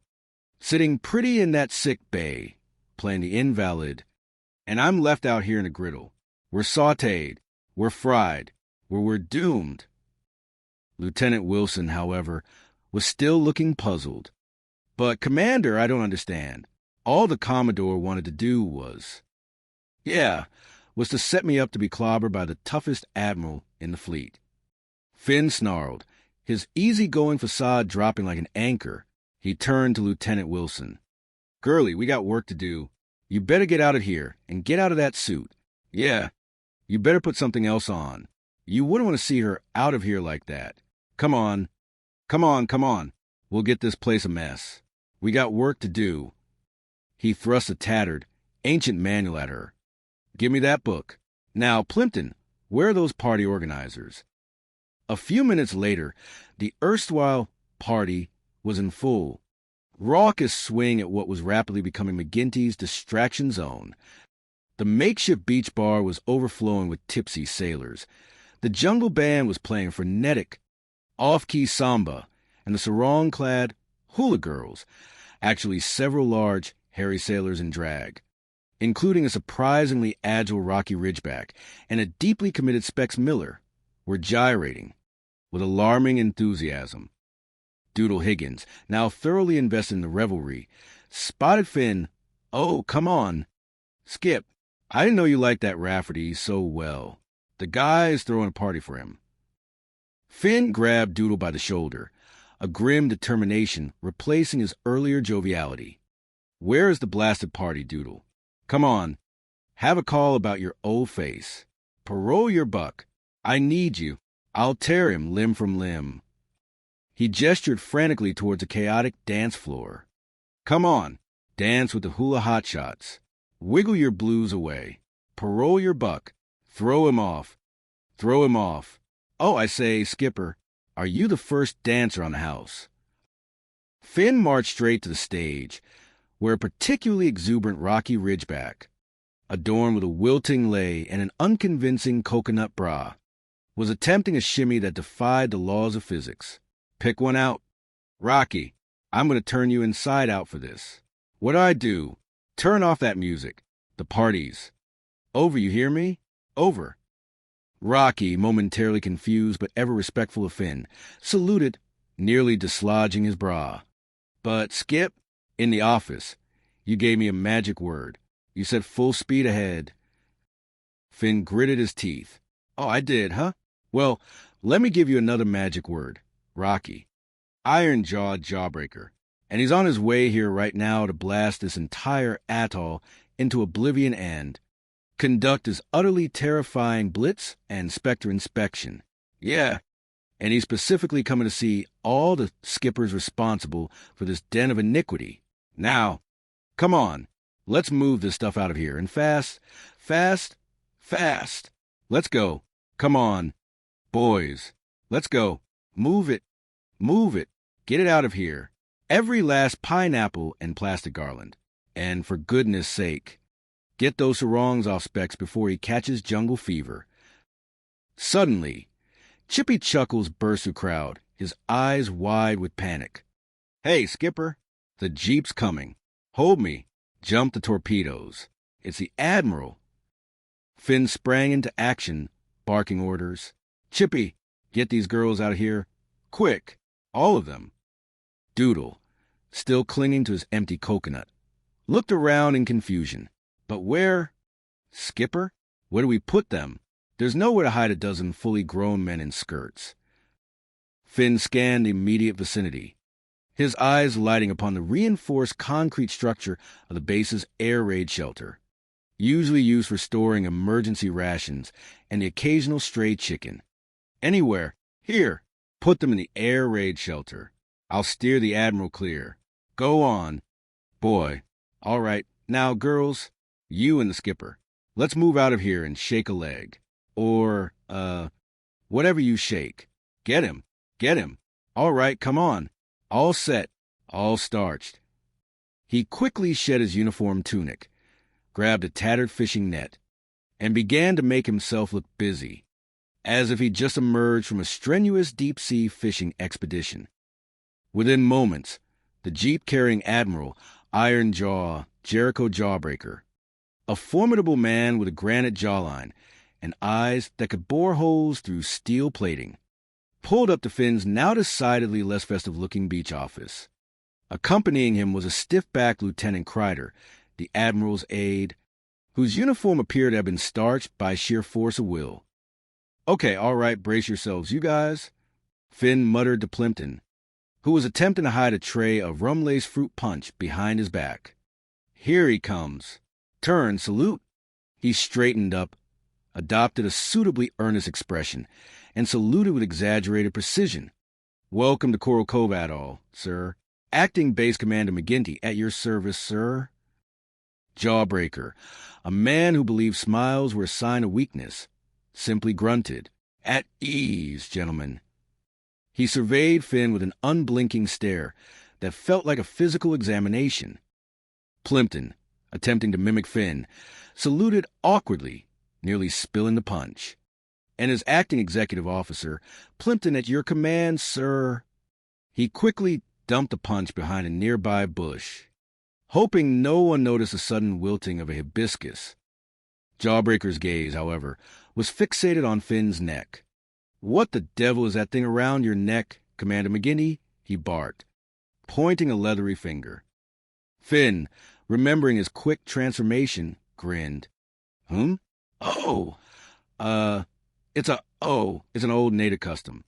Sir, a sign of welcome and reverence for esteemed visitors to our humble shores. Piranha, come on my way. Come on. It's, for luck. He gestured vaguely at the fishing net still draped about him like a rather ill-fitting scarf. Jawbreaker's brow furrowed. Will you stop that gibberish, McGinty? This isn't a luau. Let's get down to business. Commander. Yes, sir. Whatever you say, sir. Finn, knowing full well what business meant to Jawbreaker, nodded meekly. I heard when I landed that Commodore Bumble was in the hospital, Jawbreaker stated, a glint in his eye that suggested he already suspected foul play. Oh, that's right, sir. Finn confirmed, a perfectly innocent expression on his face. A terrible bout of tropical whatever it is, sir. Quite debilitating. He'll be shattered. Sir, simply shattered. Jawbreaker grunted again. I'll pay my respects to him first, and then we get on with the inspection. Yes, sir. You men, report to your stations at once. I'll just make a quick visit to the infirmary. He turned sharply. This way, Commander McGinty. Right this way, sir. Finn chirped, relieved at the momentary reprieve, and quickly motioning to Plimpton to ensure the hula girls remained hidden. Meanwhile, in his sick bay, Commodore Bumble, thoroughly enjoying his elaborate deception, received a frantic phone call from Lieutenant Quickstep. Sir, it's the Admiral. He's here. He's on his way over here to see you. Quickstep stammered, his voice filled with urgency. Yes, I know that, Quickstep. That's the entire point of my genius. Isn't it? But this is incredible. I never saw McGinty and his band move so fast. He managed to clear out that entire circus in mere minutes. The scoundrel, a veritable magician. Bumble chortled, envisioning Jawbreaker's wrath descending upon Finn. Oh, but sir! Myrtle interjected, his eyes wide. Those hula girls are still trapped in the bomb shelter. Sir, won't they get in trouble? Bumble scoffed. That's a perfect place for them, too, Myrtle. A safe, secure location where they can await their destiny. When I tip off the Admiral about McGinty's flagrant disregard for moral probity, McGinty's career is going up in smoke. Poof, gone like a bad memory. Oh, sir, I'll help you sink. Captain, and the bad yellow eggs, sir. Another frantic call came through. Commander McGinty couldn't go swimming because some Admiral arrived. I know he arrived. He's on his way over here. Myrtle, get her out of the room. Yes, sir. Get her out of here. Bumble snapped, his carefully constructed illusion threatened by any loose end. Just then, a curt knock rattled the infirmary door. It swung open, revealing Admiral Jawbreaker, his expression as forbidding as a storm cloud. With him was Lieutenant Crider, pencil and notebook at the ready. Sir, it's the Admiral. He's here. Myrtle whispered frantically, attempting to assist Bumble into a more convincingly bettered position. Bumble gasped, suddenly realizing the need for dramatic timing. The Admiral, well, hyperbolic act 2, all over again. Myrtle, get her in the closet. Take the closet, Myrtle. Hurry up, man. He was pointing to Lieutenant Nurse Wilson, who had returned, sensing a disruption in the force. Nurse Wilson, bewildered by Bumble's sudden order, simply stood her ground. What are you doing, Commodore? Get away from me. Take the closet? I beg your pardon. Oh, will you open it? No, sir. Get the closet, I tell you. Bumble, flustered, tried to wrestle Nurse Wilson towards a tiny storage closet. Nurse Wilson, a look of profound exasperation on her face, finally relented. Oh, yes, sir. I'll open it. Go right there. She managed to shove Bumble unceremoniously into the closet, shutting the door firmly behind him with a decisive click. Shoo! Come on. There it is. Shoo! Shoo! Admiral Jawbreaker watched the entire bizarre spectacle unfold, his brow furrowed deeper than ever. He then turned his steely gaze towards the infirmary cot, where Bumble was now feigning deep slumber, his chest rising and falling with an almost cartoonish regularity. Well, Bumble, sorry to see you laid up like this, Jawbreaker stated, his voice devoid of any genuine sympathy. Bumble opened his eyes just enough to offer a weak, pained smile. Thank you very much, Admiral, but I'm all right, sir, really I am. He then, with a barely perceptible flick of his eyes, gestured towards a bomb shelter. Admiral, please, for my sake, you've got to go right over to the air raid shelter. Admiral, you won't believe what's going on over there while I'm over here at death's door, suffering the slings and arrows of a contagious malady. Finn McGinty, who had dutifully followed Jawbreaker into the infirmary, quickly interjected, I'm sure the Admiral has seen 100 air raid shelters like ours, sir. Really nothing fancy. Sir, we don't even have carpets. Admiral, just plain concrete and a few dusty hammocks. Completely uninteresting. Myrtle, still flustered from the closet incident, nodded vigorously. Yeah, no, not even carpet, sir. Bare walls. Very stark. Bumble, enraged by Finn's damage control, bellowed, Tell him what you do up over there, McGinty. Confess your crimes. Finn, maintaining a placid expression, blinked innocently. Sir, they've got hula girls in the air raid shelter at this very minute. Admiral, half-dressed hula girls. McGinty, hula, you scoundrel. Girls who are dancing. Oh, the infamy. Bumble shrieked, dramatically throwing an arm across his forehead as if struck by a sudden, violent headache. Jawbreaker, however, merely looked at Finn, then back at Bumble, a flicker of something unreadable in his eyes. He's delirious, sir, Finn calmly explained. A common symptom of tropical fever. I'll get a doctor, Admiral, to corroborate his unfortunate mental state. He began to back away slowly toward the door. Don't you try to weasel out of this, McGinty. Bumble roared, leaping from the bed with astonishing alacrity. We saw him with our own eyes, didn't we, Lieutenant Kreider? He's clearly trying to cover up his monstrous transgression. He then looked directly at Kreider. Oh, you're right. Lieutenant, this insubordination is absolutely disgraceful. You simply must see what's going on out. There, sir. Jawbreaker, with a sigh that seemed to carry the weight of all naval frustrations, turned to Bumble. Bumble, get back in bed before you catch pneumonia. Here, I'll get your robes, man. And take one of these. You're clearly in a state. He picked up Bumble's antacid bottle. No. Bumble protested, trying to evade Jawbreaker's attempt to force him back to bed. Captain, I'd like an explanation, and it better be good, McGinty. I would shoot and we would keep off, and get those girls out of the air raid shelter fast. He whispered fiercely to Finn as Jawbreaker momentarily turned his back. Just then, Nurse Wilson, looking perfectly professional and utterly fed up, emerged from the infirmary closet, holding a spare, crisply ironed uniform. Hey, Admiral, you forgot your orders. She held out a set of Bumble's embroidered epaulets, now detached from his frenzied grappling. Yeah, Mr. Plimpton, get the ladies back in their designated quarters immediately. Jawbreaker, turning back, snapped, Well, Captain, I'm waiting for the explanation. Bumble pointed an accusing finger at Finn. Yes, sir, but you see, Admiral, they were he did it. Yeah, he's a terrible person. Admiral, he's always sneaking women around and shoving them in places, especially hula girls. Oh, the hula girls. Finn, maintaining his innocent demeanor, retorted, Me, sir? But, sir, you know I've never. All right, stop it, both of you. Jawbreaker roared, his voice cutting to the bickering like a torpedo. Is this a naval base or a madhouse? I don't know what's going on around here, but I'll get to the bottom of it after my inspection. Commander McGinty, shall we proceed?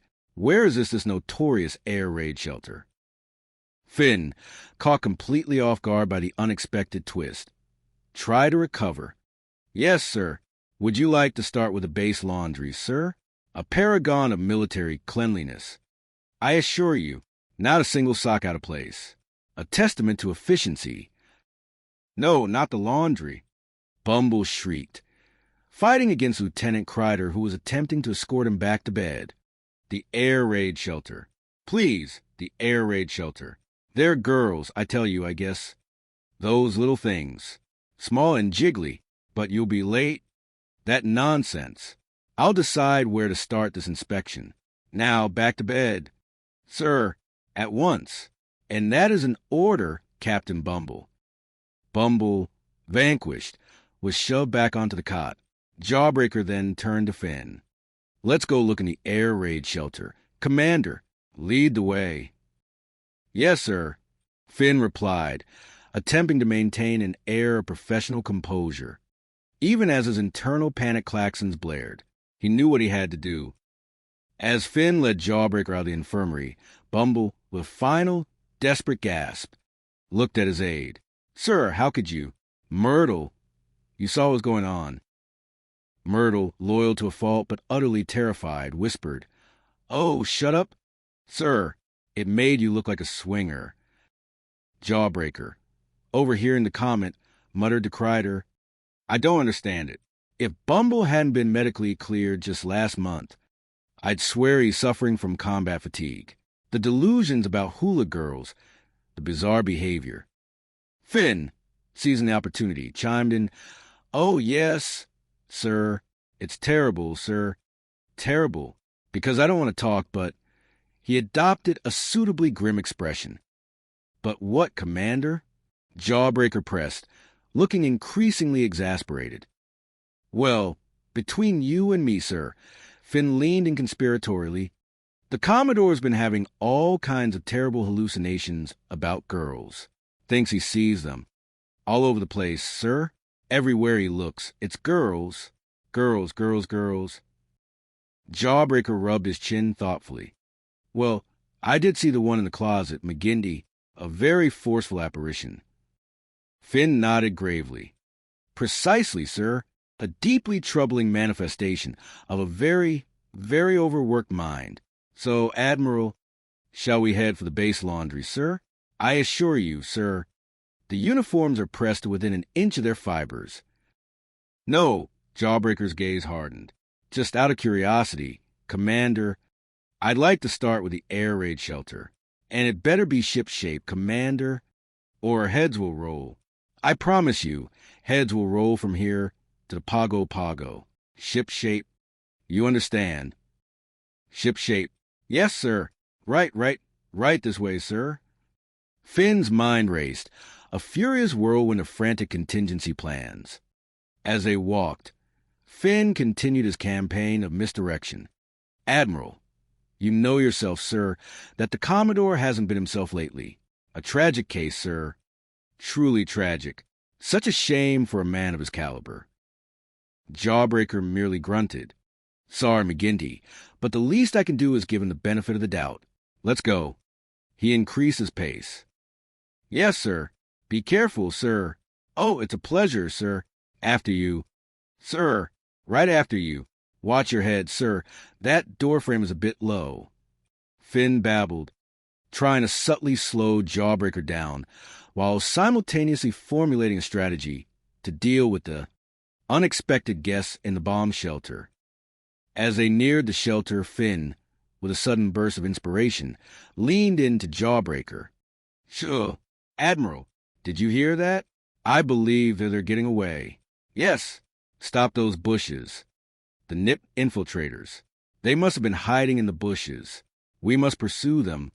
Admiral, immediately, this way. He made a show of scrambling through a thicket of overgrown foliage. Jawbreaker, however, was not so easily swayed. He ignored Finn's antics, marching purposefully toward the entrance of the air raid shelter. Just as he reached for the heavy metal door, a truly astonishing sight greeted him.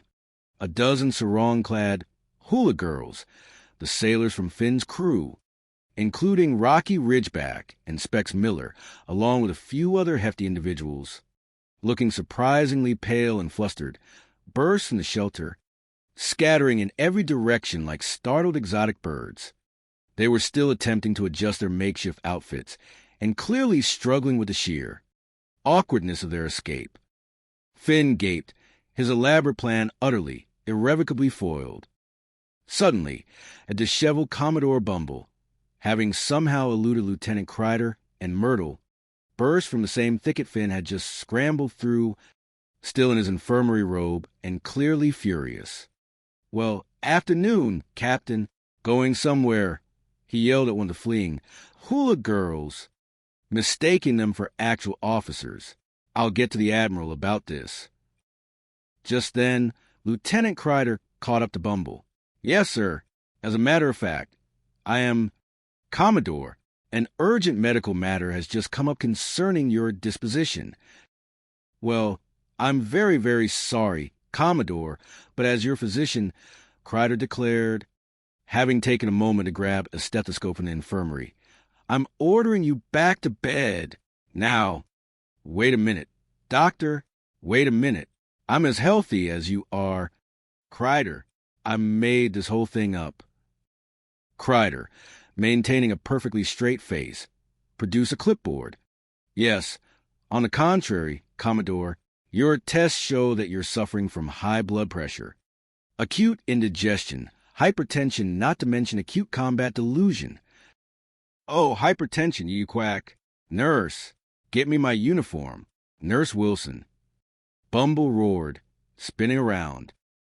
Nurse Wilson, who was trying to look busy wiping down a stray palm frond, merely shook her head. Nurse, take his clothes and lock them up. I'm sorry, Commodore. Now, I'm only doing this for your own good. Now, you just wait a minute. I don't have to. Get your hands off me. You can't help. Oh, I get it. You're in on it, too. McGinty's paid you off, hasn't he? I know I'm being framed here. Now, take it easy, Commodore. Kreider soothed, trying to wrestle Bumble back to the infirmary. All I want to do is to get you into bed. Or do I have to administer a sedative? Very cute, Doctor. Bumble snapped, still struggling. But $100 says I can walk out of here any time I want to. Jawbreaker, having witnessed enough farcical theatrics for a lifetime, finally stepped forward, his voice a low growl that promised immediate, painful consequences. Well, $100 says you can't, Bumble, and a court-martial says a great deal more. Finn McGinty, seeing the absolute futility of further denial, simply hung his head. Days later, the stench of disinfectant and stale despair hung heavy in the air of Commodore Bumble's office. He was still furious, pacing a worn groove into floorboards, muttering darkly about deep-water dillies and insubordinate hosiery. The incident with the hula girls and Jawbreaker had, predictably, resulted in a week of solitary confinement for Finn McGinty's entire crew, along with a scathing official reprimand that would undoubtedly follow Finn for the rest of his naval career. Bumble, however, had survived a mere strong recommendation for psychiatric evaluation, which he promptly ignored. Well, the laundry's in pretty fair shape, Commander, Jawbreaker had conceded dryly before departing.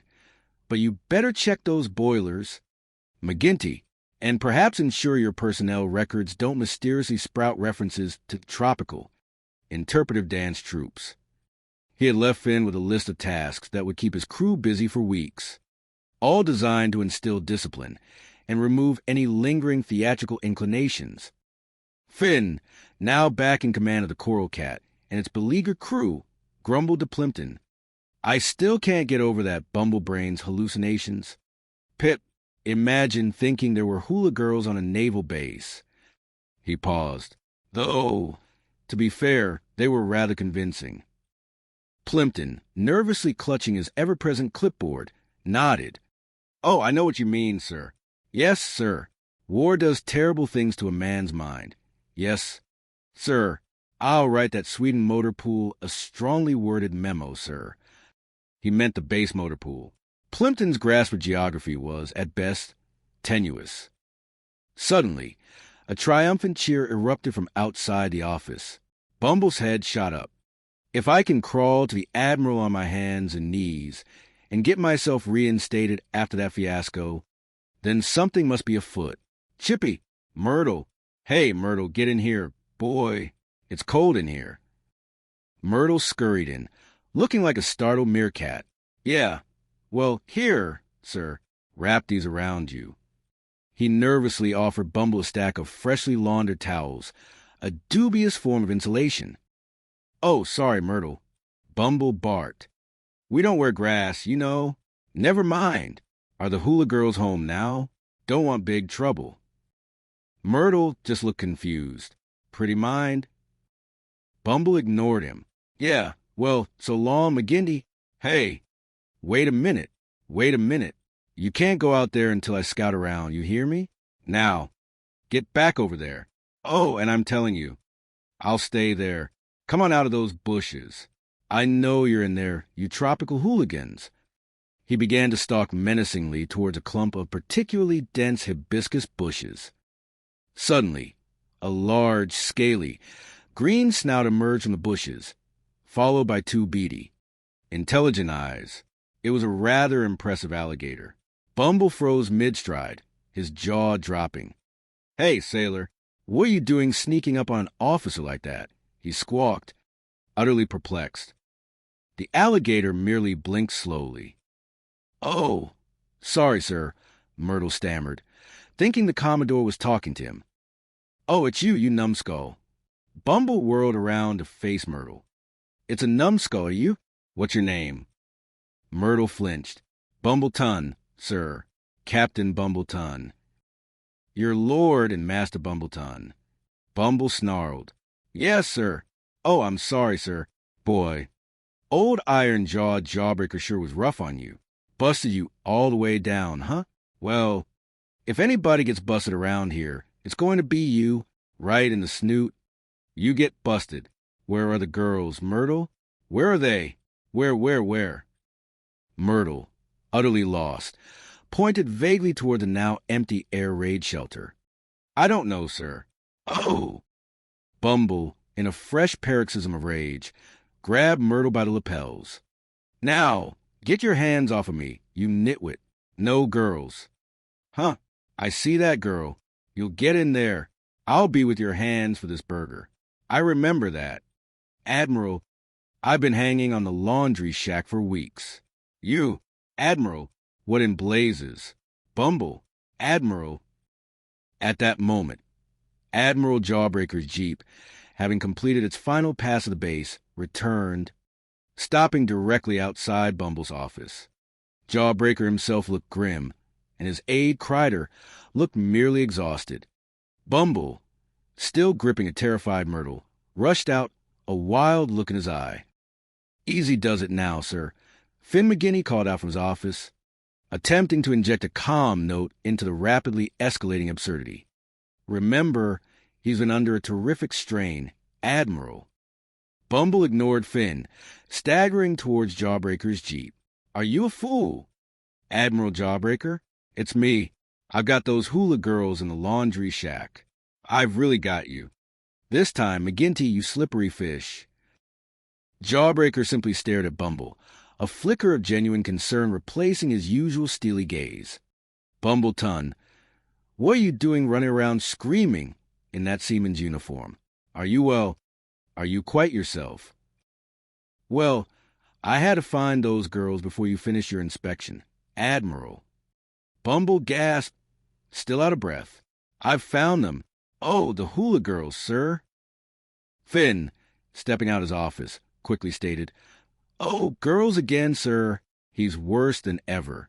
Sir, I'd better get him right back to the infirmary before he causes an international incident with his interpretive dance delusions." Bumble tried to lunge at Finn. "Get your hands off me, you sneaky traitor." "He's a sneaky traitor, Admiral."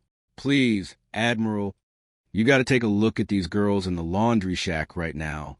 "Sir, I have visual confirmation. Sir, actual bona fide, semi-clad hula girls." Jawbreaker, however, was clearly at his wit's end. "Now, calm down, Captain. Everything's going to be all right.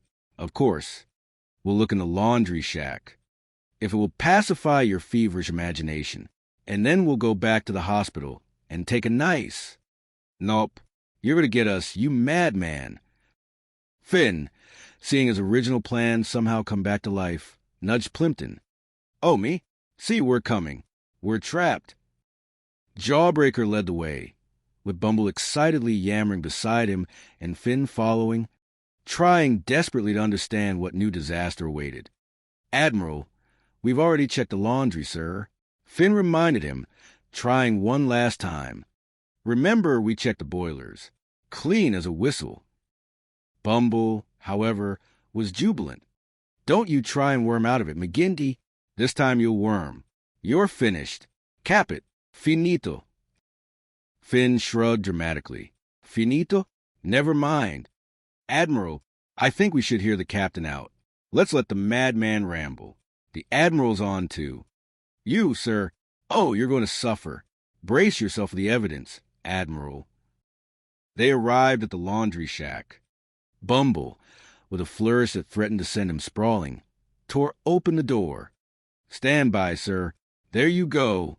Take the fire drill. From inside the laundry shack, a dozen very muscular, very damp sailors in various stages of undress, some still clinging to pieces of what might have once been a sarong, scrambled out. They had been assigned by Finn to a mandatory, top-secret fire drill simulation, and were clearly unprepared for the Admiral's sudden arrival. Fire drill, they chanted, in a deeply unconvincing and slightly embarrassed manner, still dripping with water from the laundry tubs they'd been pretending to fight. Bumble, utterly deflated, could only point at them with a shaking finger. Hey, Admiral, here's your girls. All right, girls, I've got you. Now you're going to show your face. Admiral, my proof, my incontrovertible proof. Rocky Ridgeback, drenched and steaming, stood stiffly at attention. That's a fire drill reporting 100% successful, sir. All fires extinguished, all towels folded. Finn, with a sigh of relief, looked at Jawbreaker. I'm sorry, Admiral. Terribly sorry, sir. Bumbles' condition seems to be worsening. Jawbreaker, shaking his head, turned to Bumble, who now looked truly broken. It's all right, McGinty. Captain Bumbleton, you should know better than to obstruct a man pursuing his duty, sir. Now, Admiral, please, baby. All the girls are getting away. The girls are in the suits, I tell you. Bumble wailed.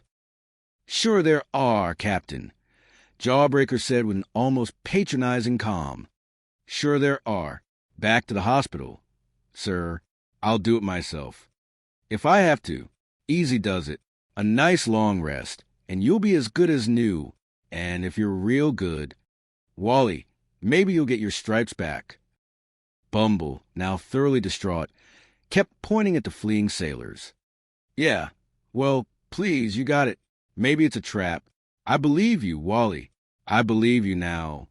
Come along. You're going to be all right. Jawbreaker, with a final, exasperated glance at Finn, departed. Goodbye, Captain Bumbleton, and we'll see you on visiting days, sir. Later that day, the Coral Cat crew were back on their PT boat, nursing their various grievances, and sore backsides from the mock hula dancing. Plimpton was overseeing repairs, looking completely frazzled.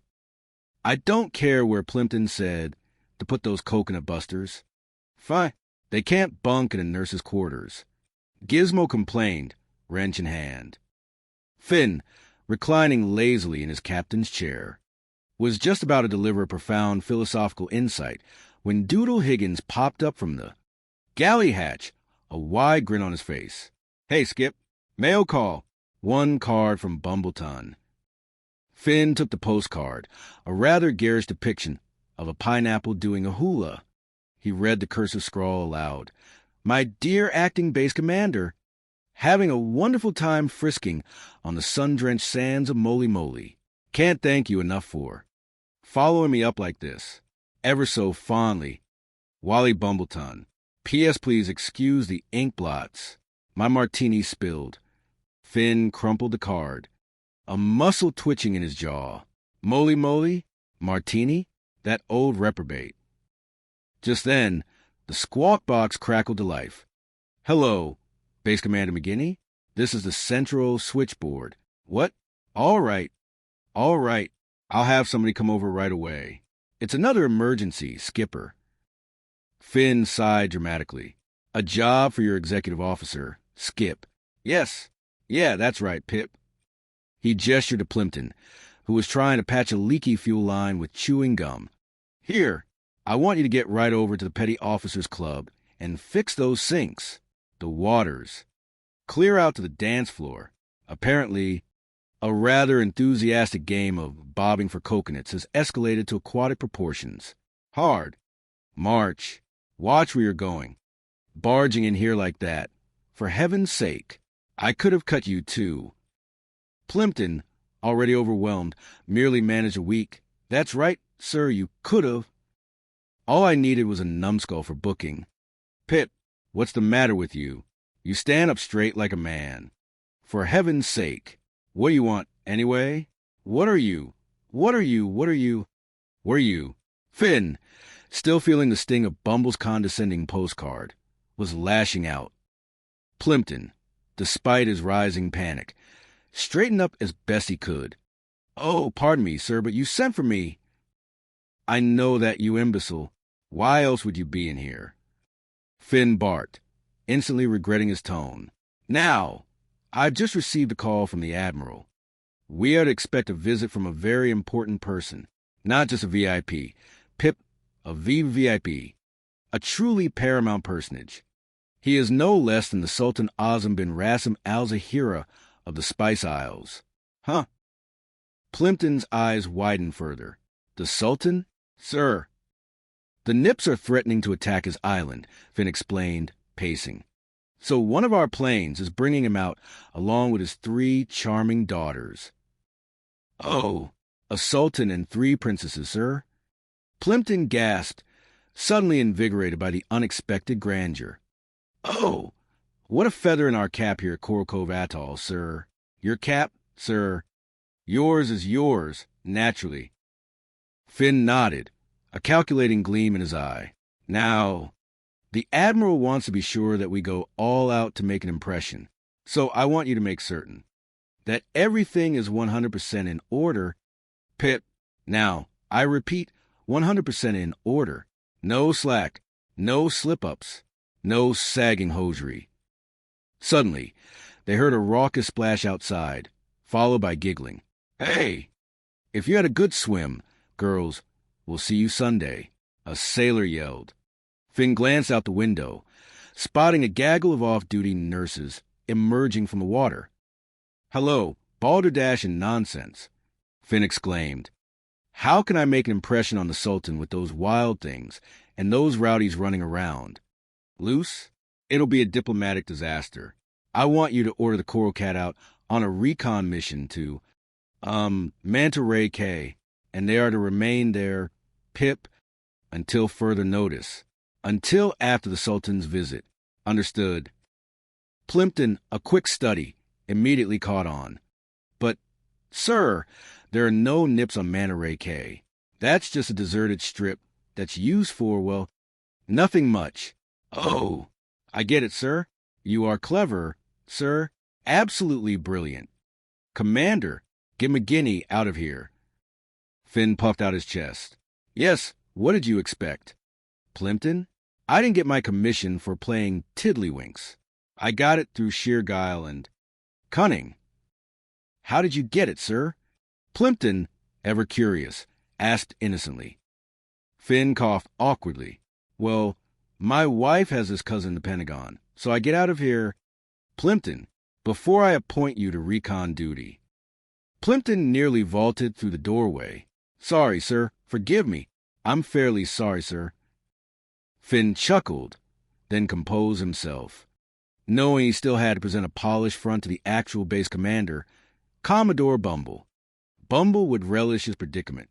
He was still the acting base commander until the Sultan arrived, or so the paper stated. Commodore Bumble, now in his freshly pressed and still tight dress uniform, beamed with anticipation. He was ready for the arrival of Sultan Azam and his daughters, and ready to reclaim his rightful place at the head of the command.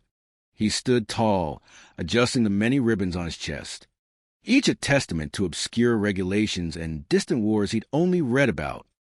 If I need you to help me welcome a sultan, sir, help me. I'll run you through with my bayonet, he growled, glowering at Lieutenant Quickstep, who was nervously attempting to align a row of potted palms.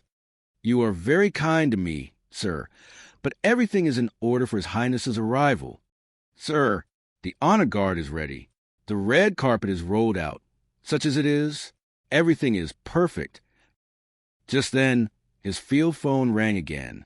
He snatched it up, radiating confidence. Captain Bumbleton here. Oh, hello. Admiral Jawbreaker. Everything is ready for the Sultan's arrival, Admiral. He listened, his smile slowly fading as the Admiral's words sunk in. Engine trouble with his transport plane? Forced down where? Near the island of Dragonfly Isle? Yeah. Oh. Well, I don't have any boats in that area. Admiral, not a single vessel suitable for dignitary rescue. Quickstep, always observant, spoke up. Oh, sir, the Coral Cat boat is right near there, sir. Remember, you sent them to Manta Ray Cay. That's practically a hop, skip, and a jump to Dragonfly Isle. Bumble rounded on Quickstep, aghast. You heard him, Admiral? Yes, yes. He's a very fine boy. He's very alert. Admiral, constantly alert. A human radar system. He quickly switched back to the phone. You want Commander McGinney and the Coral Cat crew to go down and pick them up? Admiral, is that what you're suggesting? Sir, those rogues? My precious Sultan being chauffeured by them. Then, a stroke of genius, albeit a fleeting one, crossed Bumble's mind. Admiral, I just had a thought, sir. I have a very fine boat, almost in the same vicinity. Admiral, and it's just been painted. The Starfish, a brand new coat of regulation gray. Sir, and a crew that knows its place. What do you say, Admiral? Jawbreaker's voice crackled back with typical impatience. I know that McGinty and the Coral Cat crew. Bumbleton, what's the matter with them? Get them moving. Immediately. That's an order. Bumble sighed in defeat. Sir, please, one more chance, sir. One more chance to impress the Admiral. I was going to offer my best man for the job. Quickstep, overhearing, turned to Finn, who had returned, sensing a shift in the wind. Yeah, instead of a dull recon, we get a chance to rescue a sultan and his hairy daughters. Skipper, there's that dame. Finn shot Quickstep a withering look. Sure, knock it off. All right, boys. Spread out, spread out. Look like you're doing something productive, not just lounging around waiting for dignitary pickup. As the Coral Cat approached Dragonfly Isle, they spotted the disabled plane, surrounded by what looked like an entire village gathered around the Sultan's entourage. Finn brought the boat skillfully alongside the beach, his crew ready for anything. Hold it, hold it. Finn called out, seeing the commotion. Hi, guys. I'm sure glad it's you instead of the Nips. A regal, imposing figure stepped forward.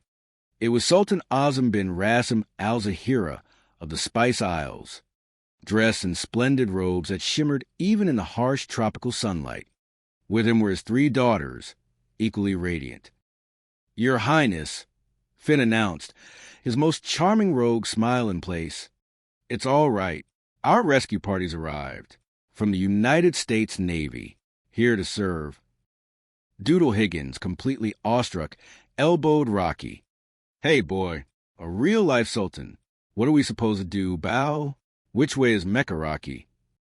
Rocky elbowed him back. Just act normal, Doodle. As normal as we get, anyway. Finn stepped forward, offering a formal salute. Greetings, Your Highness. Greetings, sir. My name is Lieutenant Commander Finney McGinty, sir, and my crew and I are here to serve you. The Sultan, a man of profound dignity, regarded Finn with a skeptical but appreciative eye. Thank you. I am Kareem. These men here with you, Commander, are they to be trusted to transport a priceless cargo? He gestured not to his daughters, but to several elaborately carved chests and cages containing what appear to be exotic birds and small, rare animals. Finn grinned reassuringly. Oh, absolutely, sir. Oh, yes, sir. You are now under protection of the United States Navy. Sir, a veritable fortress of oceanic security, sir. The Sultan nodded. Forgive my doubts, Commander, but I travel with my most valuable possessions. He then nodded towards his daughters. It was at this moment that Ensign Plimpton, attempting to be helpful, let out an involuntary wowie. Wow, wow, upon seeing Princess Zara. He immediately clapped his hands over his mouth, turning bright red. The Sultan, however, merely looked at Plimpton with a bemused expression. I heard that. Young man, I forgive you for your ignorance of the customs of my country. Were you in Mirani? Like A. Chicken, you're not in the desert. Ensign, this is the tropics. Finn quickly stepped in. Oh, well, now wait a minute, Your Highness. He didn't mean any harm. You see, in our country, that's sort of like a ceremonial greeting. Wowie, wow, wow, wow. A sign of utmost respect and admiration for natural beauty. He shot a warning glare at Plimpton. The Sultan's eyes narrowed slightly. Like a chicken, the next man who dares to debase the dignity of the princesses will answer to me. And me, his daughters, standing behind him, regarded the boisterous crew with a mixture of amusement and veiled disdain. All right, you guys go get them luggage. Finn ordered his crew, immediately getting them moving to diffuse the tension. Right this way, Your Highness. Ladies. Highness. Your ladyships. Boys. I think we will fill. No debasing. Just bowing, sir. At least try to appear deferential. As they boarded the Coral Cat, the Sultan cast an appreciative eye over the PT boat. Well, you run a tight ship, Commander. Rather an interesting craft. If my country had a navy, I would certainly include a fleet of these. It is very nimble. Finn puffed out his chest. The important thing, Your Highness, is to maintain control of the boat at all times. See what the wind... He paused as Gizmo Jenkins, attempting to secure a loose line, accidentally bumped into Princess Zara, causing her to lose her balance slightly. Daisy Parker, how dare you, you scoundrel! Finn shouted at Gizmo. Oh, no, no, no hands. I wouldn't touch her, Your Highness. No, sir, no. Sir, it wasn't really his fault. Your Highness. You see, the seas are a bit rough. A momentary undulation. Princess Zara, having quickly regained her composure, merely smiled. Oh, that's just my father. My daughter. Where's the Princess Syria? Finn, trying to recover, sees another opportunity. Syria? Come here, Princess Zara. Yes, father. If Your Highness is so interested in PT boats. Perhaps you'd like to handle this one, sir? You know, drive it. The Sultan's eyes lit up with uncharacteristic enthusiasm. Yes, sir. Here, the wheel, sir. Just steer, yes, sir. Right here. It's quite relaxing. And it's lots of fun. May I? Finn beamed. Yes. That does sound like a most amusing adventure. My guest. Here you are, sir. He carefully guided the Sultan's hands to the wheel, quickly giving him a crash course in basic steering. The Sultan, surprisingly adept, gripped the wheel with the excitement of a child on a joyride. Back at Coral Cove Atoll, Commodore Bumble stood stiffly at the docks, prepared to receive his esteemed guests. As the Coral Cat pulled alongside, Finn brought the boat in with an elaborate flourish. Greetings, O exalted ruler Mariani, O noble ally and friend. Bumble intoned, launching into a pre-rehearsed, florid speech. Allow me to introduce myself. Sir, I am at your service. I am Captain Wallace B. Bumbleton, I trust Your Highness had a safe voyage. The Sultan, disembarking with surprising alacrity, returned Bumble's greeting with a warm smile. Yes, and a pleasant one. Captain, thanks to your Commander McGinty. He is a very efficient officer, and a remarkably skilled instructor. I have learned to steer this excellent craft. Bumble's jaw dropped. Yes, isn't he? We're very proud of him. Indeed. Oh, thank you, sir. Thank you, Your Highness. He forced a strained smile in Finn's direction, the words sticking his throat like sandpaper. The sight of Finn being praised was almost as painful as a week of Jawbreaker's inspections. And now, Your Highness, Bumble continued, desperate to reclaim control of the situation. If you and your daughters will accompany me, I'll be glad to show you your quarters. I'm sure you're going to find them very satisfactory. Present arms. Good. Ahem. He motioned for the honor guard, which consisted of 2 somewhat disheveled guards who had clearly been woken up too early. As the Sultan and his daughters departed with Bumble, the Coral Cat crew exchanged conspiratorial glances. Doodle Higgins turned to Finn. "Hey, Skip, how'd you wrangle that invitation? Bumbleton's actually being civil to you." Finn chuckled, leaning against a rail. "It's a command performance." "Doodle, the Sultan was so thrilled with the boat ride that he insisted that Bumbleton invite me to the big dinner tonight. He said I was refreshingly unsnooty. Bumbleton had no choice." Plimpton, always practical, interjected, "You'd better bring along a food taster. Skip, Bumbleton might slip something in your kumquat marmalade."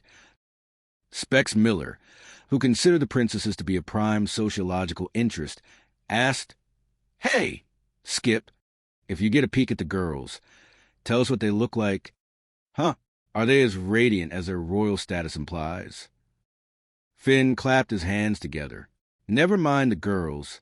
Specs, you guys are restricted to the base. Absolute and utter restriction. Chippy, you're in charge here. Understood?" Chippy saluted enthusiastically. "Right, Skip? I'll keep an eye on them. Man, starting now, no going off base. Not even for an ice cream cone." Gizmo Jenkins groaned. "Had a good time, Skip. 3 beautiful days on Coral Cove Atoll. And we're stuck here. No leave. This is torture." Rocky Ridgeback agreed. "Yeah, we got to get out of this. It's an outrage, Skipper." Finn merely grinned. "Yeah, you guys think you got a problem? What about me? I got a date with one of those princesses in 15 minutes." The crew gasped in unison. "How did you get it, Skip?" "The Sultan just arrived." Specs spluttered. Finn winked. "Fine. Well, I made a little date on the boat. Her name is Zara. In Mariani. That means happiness. And I, boys, am intent on achieving some serious happiness tonight." Doodle let out a low whistle. "Boy, you work faster than bicarbonate. Skip, how about spreading a little unhappiness around with your buddies? There's 2 more Mariani. Mamas out there, aren't there?" Finn paused, considering. "Tell you what I'll do, boys. You guys help me swipe the Coral Cat so I can keep my date with Zara. And I'll see what I can do about those other 2 royal highnesses." "Swipe the Coral Cat? But Skipper," Plimpton wailed, his already frayed nerves threatening to snap entirely. "That's grand larceny. That's insubordination. That's illegal." Finn merely waved a dismissive hand. "I promised Zara a boat ride. Pip, look, it'll be a short one, but I'll need your help.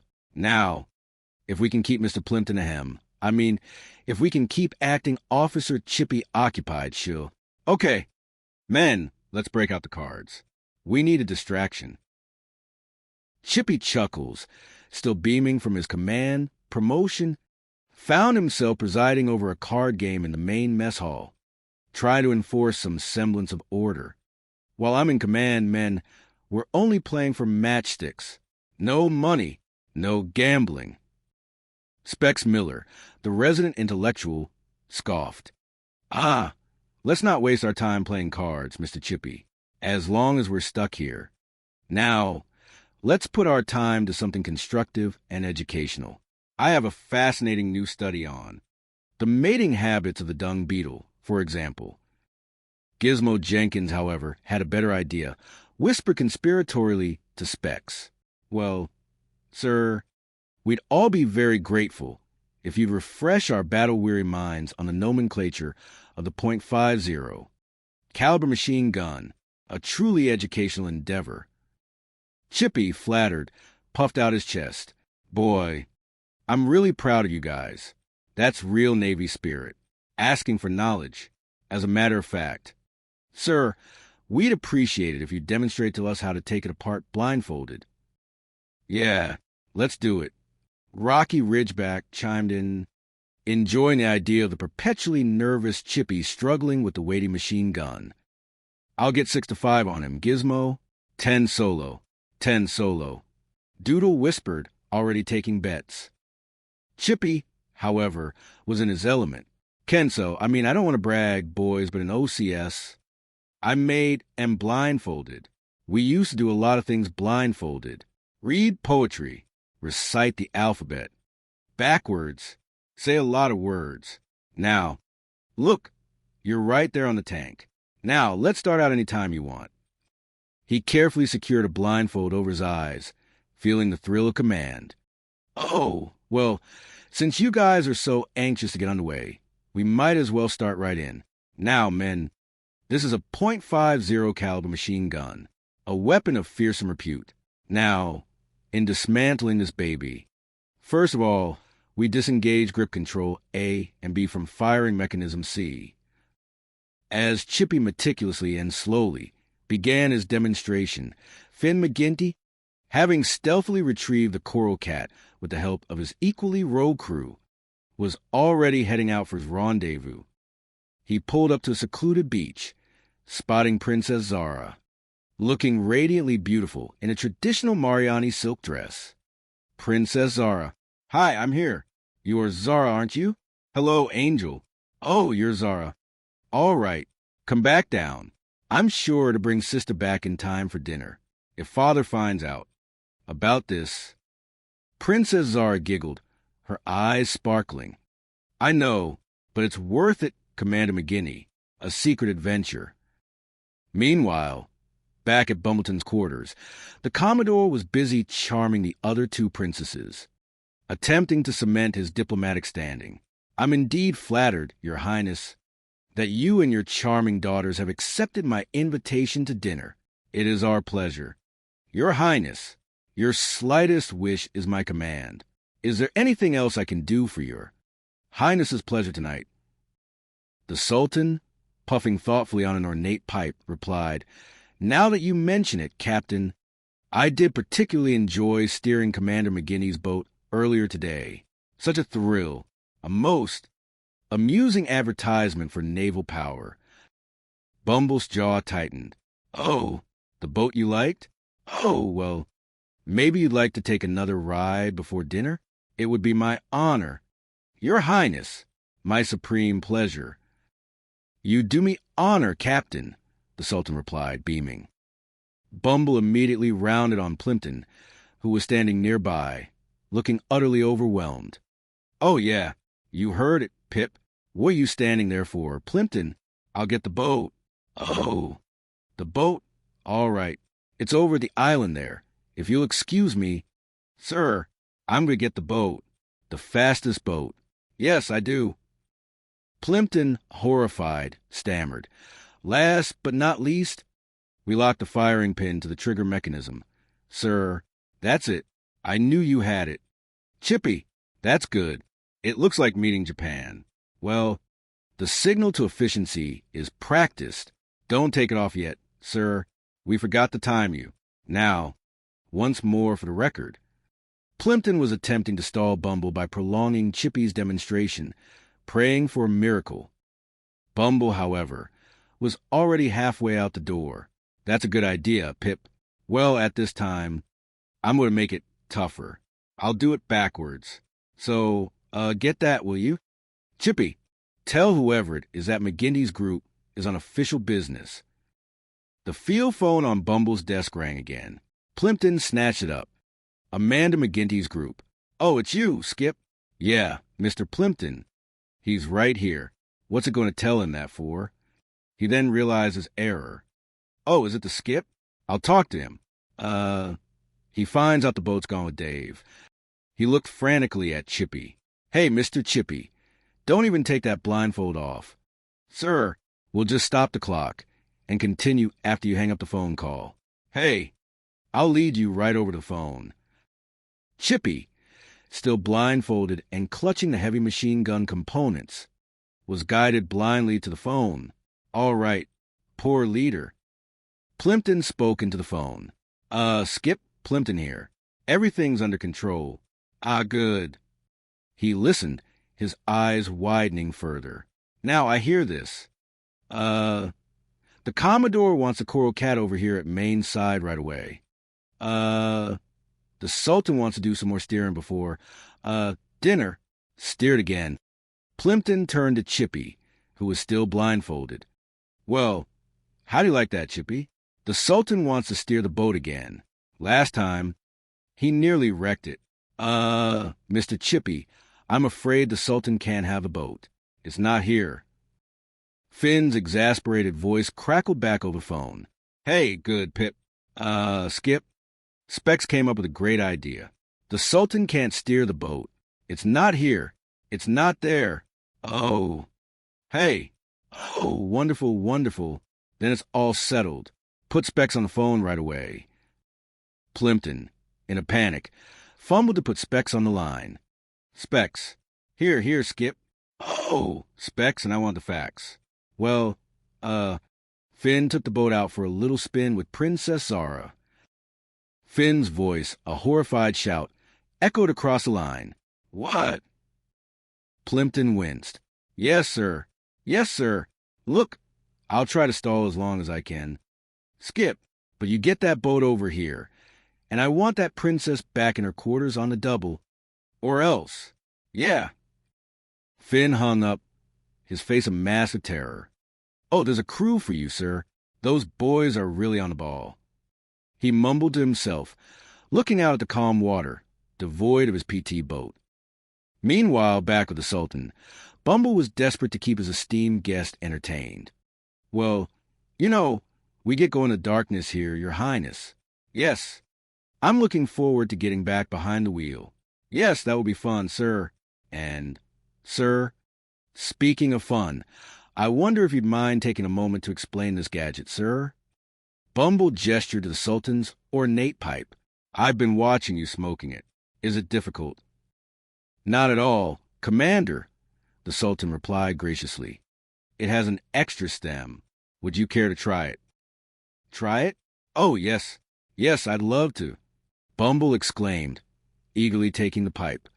I'm sure Captain Quickstep would, too, wouldn't you, Captain Quickstep? Quickstep, bewildered, merely nodded. Yeah, love it, love it. Well, you first, sir, the Sultan offered. Uh-huh. Oh, now it's very simple, Captain. All you do is inhale, smoothly. Bumble took a long, theatrical puff on the pipe, immediately collapsing into a fit of coughing. Just then, a frantic voice crackled over the intercom. Coral Cove Atoll calling Coral Cat. Coral Cove Atoll calling Coral Cat. Come in, please. Finn, his romantic evening abruptly shattered, snatched up the mic on the Coral Cat. This is Coral Cat. Look, you guys, Princess Zara and I are stuck out here in the middle of nowhere. We're just starting back. And the engine's conked out. Yeah, well, look, Finn. Specs' frantic voice came back over the line. Forget about the engines. Conked out? Oi. Vey. Zara says Pamela's sister will cover for us. If the Sultan finds out, we're dead. So you better get going, Mr. Plimpton, on the double. Right? Yes, sir. Right. Hey, what am I saluting for? I'm in command here. Finn, you're under arrest. Now, look, Gizmo. You tell him how to start those engines. I'm going to go over and talk to the sisters and see if I can't stall them. Ensign Plimpton, over and out. As the pipe smoke slowly began to take effect, Bumble's eyes glazed over. Oi, you're doing fine, Captain. Just fine. Yes. How do you like it so far? I'm enjoying it immensely. I wouldn't want you to miss that on your boat trip. It is my pleasure to make this sacrifice for you. Your Highness, I can always take my ride after dinner. Oh, that's a wonderful idea, Your Highness. Quickstep chimed in, equally disoriented by the pipe smoke. Yes, sir. Let's make it after dinner. And then you can have just that much more time steering the boat. Let's eat early. We can eat right. Now, Your Highness, I'll get your daughters. The Sultan looked surprised. Agree? I have daughters? It's a little too early for dinner, isn't it? Bumble, now completely befuddled by the pipe and the rapidly unfolding chaos, slurred. Early? Sir, let's eat. I'll go and get the princesses. The Sultan stood proudly. My honor guard is awaiting my orders to collect my daughters. Quickstep, still trying to keep Bumble away from the princesses, piped up, "Oh, well, why don't I go, Captain? I'll get the princesses, and then I'll get them. Okay, I'll get them. They're royal princesses. They deserve the best. That's protocol, too." He hurried off towards the princess's quarters. Meanwhile, Finn and Princess Zara, after a desperate effort, finally got the Coral Cat's engine sputtering back to life and were racing back to base. But it was already too late. In the princess's quarters, Quickstep, having found the 2 remaining daughters of Sultan Azam, began to explain. "Princesses, sultanas, your honors, your sister sent me." Princess Amira, the eldest, regarded him with aristocratic disdain. "Thank you very much. I'm sorry. Well, pardon us. A most impersonal intrusion by this misery, by this most miserable person. What I'm trying to say, isn't it?" Quickstep stammered, feeling increasingly uncomfortable. "I'm sorry to report that your sister Zara is an assiduous Saracen. Something has happened to Zara. Please, you know what the Sultan said. No hands." Princess Zara, the youngest, looked concerned. "Forget me, our princesses. Tell us what you think. Tell us, please, what has happened to our sister." Quickstep wrung his hands. "Well, she's not going to be here in time for dinner. The engine's conked out. Oh, no. Father will be furious." Princess Amira exclaimed, genuinely worried. "I know. I'm like a chicken." Just then, Bumbleton's booming voice echoed from outside the door. "Your Highness says it's Captain Bumbleton. No, I'm here with your honor guard. It's time for dinner." Princess Amira quickly intervened. "Sorry, Captain, but we are still dressing. Yes, please come back later." Bumble, under the influence of the pipe, simply replied, "Well, if you don't mind, I'll just wait here." Samira quickly conferred with Zara. "What can we do? If only the 2 of us come to dinner, Zara will be in terrible trouble, and Father will be beyond furious." Zara suddenly snapped her fingers. I got an idea. What the better use yours? Samira, mine never worked."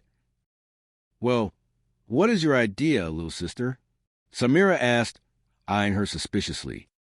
"Okay, please. Greetings, your Highness." Plimpton, having been convinced by the princesses to participate in their plan, stepped out with the princesses draped over his arms, attempting to imitate royal escort protocol. Though clearly uncomfortable, this is a distinct pleasure to be able to escort you ladies. All right, please. All right, careful. My dear, I mean your Highness. Incidentally, I'm Captain Wally Bumbleton. Concentric, so charming. Yes." As they entered the dining hall, the Sultan looked at Bumble, who was attempting to juggle several fruit tarts. "What is keeping my daughters, Commander? I hope there is nothing wrong, Captain." "Oh, I'm sure there isn't, sir." "No, sir, but if you'll excuse me, maybe I'd better go see," Bumble said, eager to escape and confront Finn. As Bumble dashed off, the other princess, Princess Zara, finally arrived back, escorted by a relieved Finn. "Excuse me, sir." "Oh, Captain, I see. Just let me explain. Admiral, one side. My dear, on your feet, gentlemen, the princesses." The Sultan rose, looking very pleased. "Gentlemen, the United States Navy has made every arrangement for our comfort. Now it is my turn to make an arrangement for your delight. My daughters will dance for you." Finn, desperate to prevent further chaos, quickly interjected, "But that won't be necessary. Sir, you don't have to pay us back. We were glad to help. Truly." The Sultan's eyes narrowed slightly. "You do not wish to see my daughters dance, Commander? What affront is this?" Plimpton, panicking, blurted out, "Well, do you think they ought to dance on our nifty stomach? Mind your management." "Fine. It could be explosive." "Don't pay any attention to him, your Highness. Finn quickly smoothed over. He has these spells every now and then. He's sort of a battle fatigue case, sir. A deeply traumatized individual. I assure you, I, for one, would love to see your daughters dance. Am I right, gentlemen? He looked around expectantly at the other officers, who mumbled agreements. You do me great honor, Commander, the Sultan beamed. Believe me, Captain, you better serve dinner first, or they'll lose their energy. Bumble, returning at this point, scowled. Shut up, Plimpton. This is going to be a rare treat, sir, and I can hardly wait to see this. Neither can I. And try some of these, sir, and they're delicious. He tried to pass a tray of exotic fruit to the Sultan. As the Sultan's real daughters, joined by the two who had been escorted by Plimpton, began their traditional Mariani dance, Bumble's eyes widened with delighted, if pipe-induced, confusion. He watched the elegant, swaying figures with rapt attention. Oh, they're lovely dancers. Lovely, lovely, lovely. The Sultan nodded. You are most kind, Captain. Then, as the dance continued, Bumble, under the full hallucinogenic sway of the pipe, suddenly blurted out, Can't you be more careful? Yes, sir. I'm sorry. Sir, so sorry. Very sorry. Are you just fine, ladies? Just fine. Weren't they great, gentlemen? The dance finished. The Sultan beamed. Just a moment, Commander. My daughters aren't finished yet. I have a truly grand finale. Bumble, however, was in a world of his own. I have news for you, sir. Those are not all your daughters. Goodbye, girls. It's time to change. And with that, he staggered onto the stage, dramatically pulling the headdresses off the two princesses who had joined the others. Beneath the elaborate coiffure, two very familiar male faces, red-faced and grinning sheepishly, were revealed, Specs Miller and Rocky Ridgeback. They immediately fled the scene, tearing off their sarongs as they ran. Captain, what is the meaning of this outrage? The Sultan roared, utterly furious. Sir, one of these girls is an impostor. How dare you, Captain? Bumble, suddenly sobered by the Sultan's fury, realized his mistake. He then pointed to Princess Zara. Oh, I'm sorry this isn't the one. This must be the one. Sir, stop this madness. The admiral will hear of this. He tried to grab Zara's arm. Well, brother, you stop it, Captain. You can't do this. Finn intervened, wrestling Bumble away from the princess. Oh, I can't I? Bumble snarled, now thoroughly confused by the pipe and the rapid-fire succession of events. You must be the one. You phony Balinese bunny. You're under arrest. The Sultan stood, rigid with rage. Arrest? Your Highness. I'm terribly sorry. Captain Bumbleton, your unpardonable behavior will be reported to the State Department. This is an insult of the highest order. Finn grabbed Bumble, trying to salvage the situation. Oh, sir, he didn't mean it. I didn't mean it, Your Highness. You see, I thought I saw one of my stupid nips with Ensign's Highness. I mean, your daughter looked just like him. I didn't know that. Sir, he's suffering from battle fatigue. Your Highness, the hallucinatory kind. The Sultan, his face thunderous, snapped his fingers. Enough. Come, daughters. I will raid your Washington for this indignity. I don't know. Mercy, mercy, Your Highness. He glared at Bumble. Stupid infidel. You shouldn't have looked, sir. As the Sultan stormed out, Finn rounded on his crew, who had re-entered, trying to appear innocent. Why me? Why is it always me? Of all the dumb, dim-witted things I've ever seen in my life, that one takes the cake. Specs, Rocky, explain yourselves. Specs tried to stutter an explanation. Skip, let me explain. It was the princess's idea. They needed 2 more dancers. Finn held up a hand. I don't want to hear another word out of you 8 balls. Now, go on. Get going before Captain Bumbleton catches you here and I... Too late, Skip. Plimpton whispered, his eyes wide. Here he comes. And he looks truly unhinged. Commodore Bumble, still partially dazed but filled with a new personal vendetta, stumbled back into the dining hall. Clutching his pipe like a weapon, he spotted Finn and his crew. "Oh, Princess, wait. Your father forgot his sword. Oh, my glad that I found you. Princess, I don't know what your name is, but I hope you'll forgive my stupidity." He pointed at Finn, this man. "He tricked me." Finn sighed. "Oh, no, no, no. Now, Captain, this is embarrassing. No, no, no. Get away. Commander, you're making a fool of yourself. Now, Princess, whatever your name is, would you ask your father to forgive Bumbleton? Halt!" Suddenly, Bumble collapsed to the floor in a heap. Finn knelt beside him, checking for a pulse. "Oh, boy. Well, would it help if I forgive you? I can't get him out of here. No, no, no. Captain. No. No, no, no, no. No, Captain. No. Captain, no. Captain, no." It appeared the pipe, combined with the stress, had finally rendered Commodore Bumble unconscious. A few days later, a strange tension permeated Coral Cove Atoll. The Sultan and his daughters had departed, still thoroughly miffed. Bumble was, thankfully, back on his feet, though still muttering darkly about perfumed seditionists and pipe-smoking saboteurs. Finn and his crew, however, felt a sense of uneasy peace. In the galley of the Coral Cat, Doodle Higgins was making himself a peanut butter sandwich. "He sure is a long time getting a wisdom tooth pulled," he remarked to Specs. "Never takes me that long at the dentist. It's over real fast. Right after he catches me, he always says, 'Open wide for Captain Tooth Puller.'" Specs, always a cynic, merely grunted. "Well, the skipper's going to be in some mood when he gets back. I don't blame him. It's murder. Tooth extractions are never pleasant." Gizmo, busy polishing a torpedo, agreed. I guess you're right. Probably snapping everybody's head off. All right. I guess we'd better really be on the book.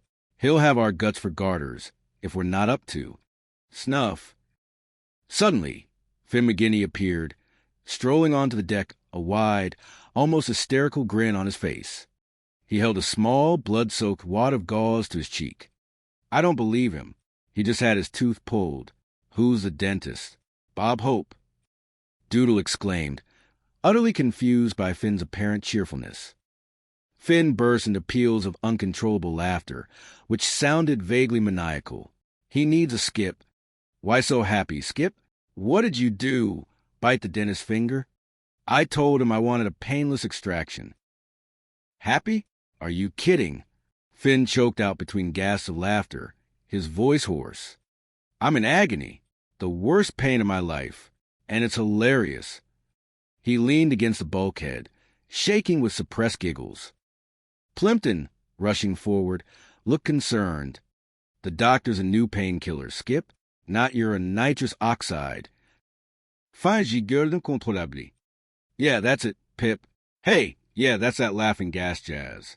Some potent stuff." Specs, ever the diagnostician, observed, "Well, that must be some joke. Sheep, just look at him. You sure feeling no pain?" "Are you kidding? No pain? It's killing me. I could probably still start a car with the agony." Finn shrieked with laughter. "The doctor said we're off pretty soon. We better get the skipper back to the island before he..." Strain something trying to laugh and move at the same time. How come for it? "You guys? My jaw is aching." Doodle, always eager to help, bounded forward. "Don't worry, Skip. I'll take over. I can drive a boat. He'll take over. He'll take over the helm. I mean..." Finn doubled over, managed a gasp. "Must have been the way I said it. How you doing?" "Skip, I never felt worse. Now, don't worry about a thing. I got everything under control. Mr. Porter." He motioned to Plimpton, his words still slurred by the laughing gas. "I'm both dead ahead, Mr. Parker. Oh, hey. Oh, come on. Oh, pull backwards. Please. Hey, you murderers." Finn was pointing toward the water, where a small, bright red motorboat was speeding across the waves. It was none other than Commodore Bumble, taking an early morning joyride. The coral cat, under the erratic command of a laughing gas-addled Finn, was heading straight for him. "Hey, this is Captain Bumbleton," Bumble shouted, seeing the PT boat bearing down on him. "Pull him out. Stand there. We just ran over Captain Bumbleton." Finn screamed, barely able to control his laughter. He ran over Captain Bumbleton. Now he'll have his horse shot. Specs exclaimed. Try to make sense of the absurdity. Plimpton, utterly aghast, could only stare at the chaos unfolding. "Skip, permission to go on sick call. I want to get a toothpick." From the water, a furious Commodore Bumble, now thoroughly drenched, clambered onto the coral cat, shaking his fist at Finn. "Get your hands off of me, you skaggading murderer, you. I've got you this time. McGinty, trying to kill me with this hot rod. That's what he tried to do. Attempted maritime. Homicide. And I saw him laughing. Admiral, he was laughing." Finn, still in the throes of uncontrollable laughter, pointed a wobbly finger at his own swollen cheek. "Wait a minute, Commodore. If you want to blame anybody, you'll blame me, sir. You see, I had this tooth pulled out. Quite a hole, sir. A very deep hole." He burst into another fit of giggles. Bumble was beyond furious. "I don't care about that, McGinty. I'm sick of your excuses, McGinty. Sick. I'm going to do something with this imbecile I should have done a long time ago." He spun around, pulling a small, battered communications device from his pocket. "Specs, I'm against regulation of spankaging law." "Yes, sir." Specs, trying to maintain composure, responded automatically. Bumble's eyes, normally just bloodshot, now gleamed with righteous vengeance. "I am going to send a message to conflict, and you know what I'm going to request, McGinty?" Doodle, always food-focused, brightened. "A couple cases of ketchup. Skip, I got to tell you, we're low on ketchup. The new shipment never arrived. I am going to request that a fitness board convene." Bumble roared, ignoring Doodle. "A fitness board for Ensign Plimpton. A fit